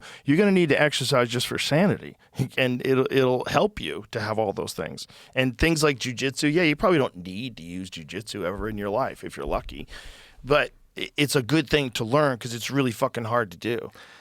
I agree, and I think doing things that are hard to do are good, and I think doing things that scare you are good. Yeah. And I've had a bunch of situations in my life where people would say to me all the time, they go, "What made you decide to do Dancing with the Stars?" And I go, "I didn't decide to do it. I remember where I was." And my agent called and he said, "They want you to do Dancing with the Stars." And as soon as he said that, I felt that weird fear. Like, remember when you're in junior high and they're like, "Johnny Finnegan wants to meet you by the tunnel after school." And you're like, you had that moment. Remember that weird fear moment? And they said, "Do Dancing with the Stars." And I felt that weird junior high, he's going to fight you after school. Like that weird feeling of fear. Right. Of making a fool of myself, And I felt it. And I could have went, "Oh, that's lame," or I wouldn't embarrass myself on that show. But I felt fear. And as soon as I felt fear, I was like, I'll do it. Because I realized that everything would be a lie. Like, I could go, "That's stupid," or "That's lame," or "I don't want to do that." But that wouldn't be the reason. The reason is I was scared. I felt scared. I can't dance. I'm going to humiliate myself. And you can get, like, most of the stuff I've done that has been good. I did a professional Trans Am car race once, and I was just like, someone said, "You want to do it?" And I was like, "I'll do it." But it was only because I was scared. Like, I was like, "What?" Yeah. I felt this moment. I just went, "Fuck it, I'll do it." And too many people do way too much. Like, "I don't know. I got to talk to a bunch of people about it," or "That's not for me," or "Why should I?" Let's just start saying yes to stuff. Well, you get a lot of especially while you're experience young, out of that. especially Yes. while you're young and you don't have any obligations. Because once those obligations saddle you down, you got a mortgage and you got a family and you got obligations and social commitments. You don't have that kind of ability to just go fuck it. No, you're right. Like my whole time I was a carpenter, I remember guys pulling up in new trucks and I'm driving a piece of shit beater. And they're like, Adam, why don't you go down to Galpin Ford and get yourself a new truck? And I'm like, because then I'd have payments and then I'd have insurance and then I couldn't go to the groundlings at night and I'd have to take care of that. And I couldn't work on this. And I felt the same way with kids and the same way with everything. Like I got to get this going before I get weighed down with monthly payments and mortgages and mouths to feed. Yeah. Yeah, that's a really important message to young people because they think they're going to be young forever. Like, boy, before you start a family, get something going. Just like take your chances now. When you're young and free is like, God, it's an amazing opportunity. You know, the whole world is ahead of you. Things can change so quickly if you work hard and you find a lane and you really throw yourself into it. But if you don't, time goes by quick. And next thing you know, you're 30. Next thing you know, you're 35. And like, I'm going to get it together this year. And you never do. Yeah, you got to make hay while the sun shines. And with that, Adam Carolla, ladies and gentlemen. Thanks, Joe. Thank you, brother. It was fun. Let's do it again. Real soon. All right. Yay. Bye, everybody.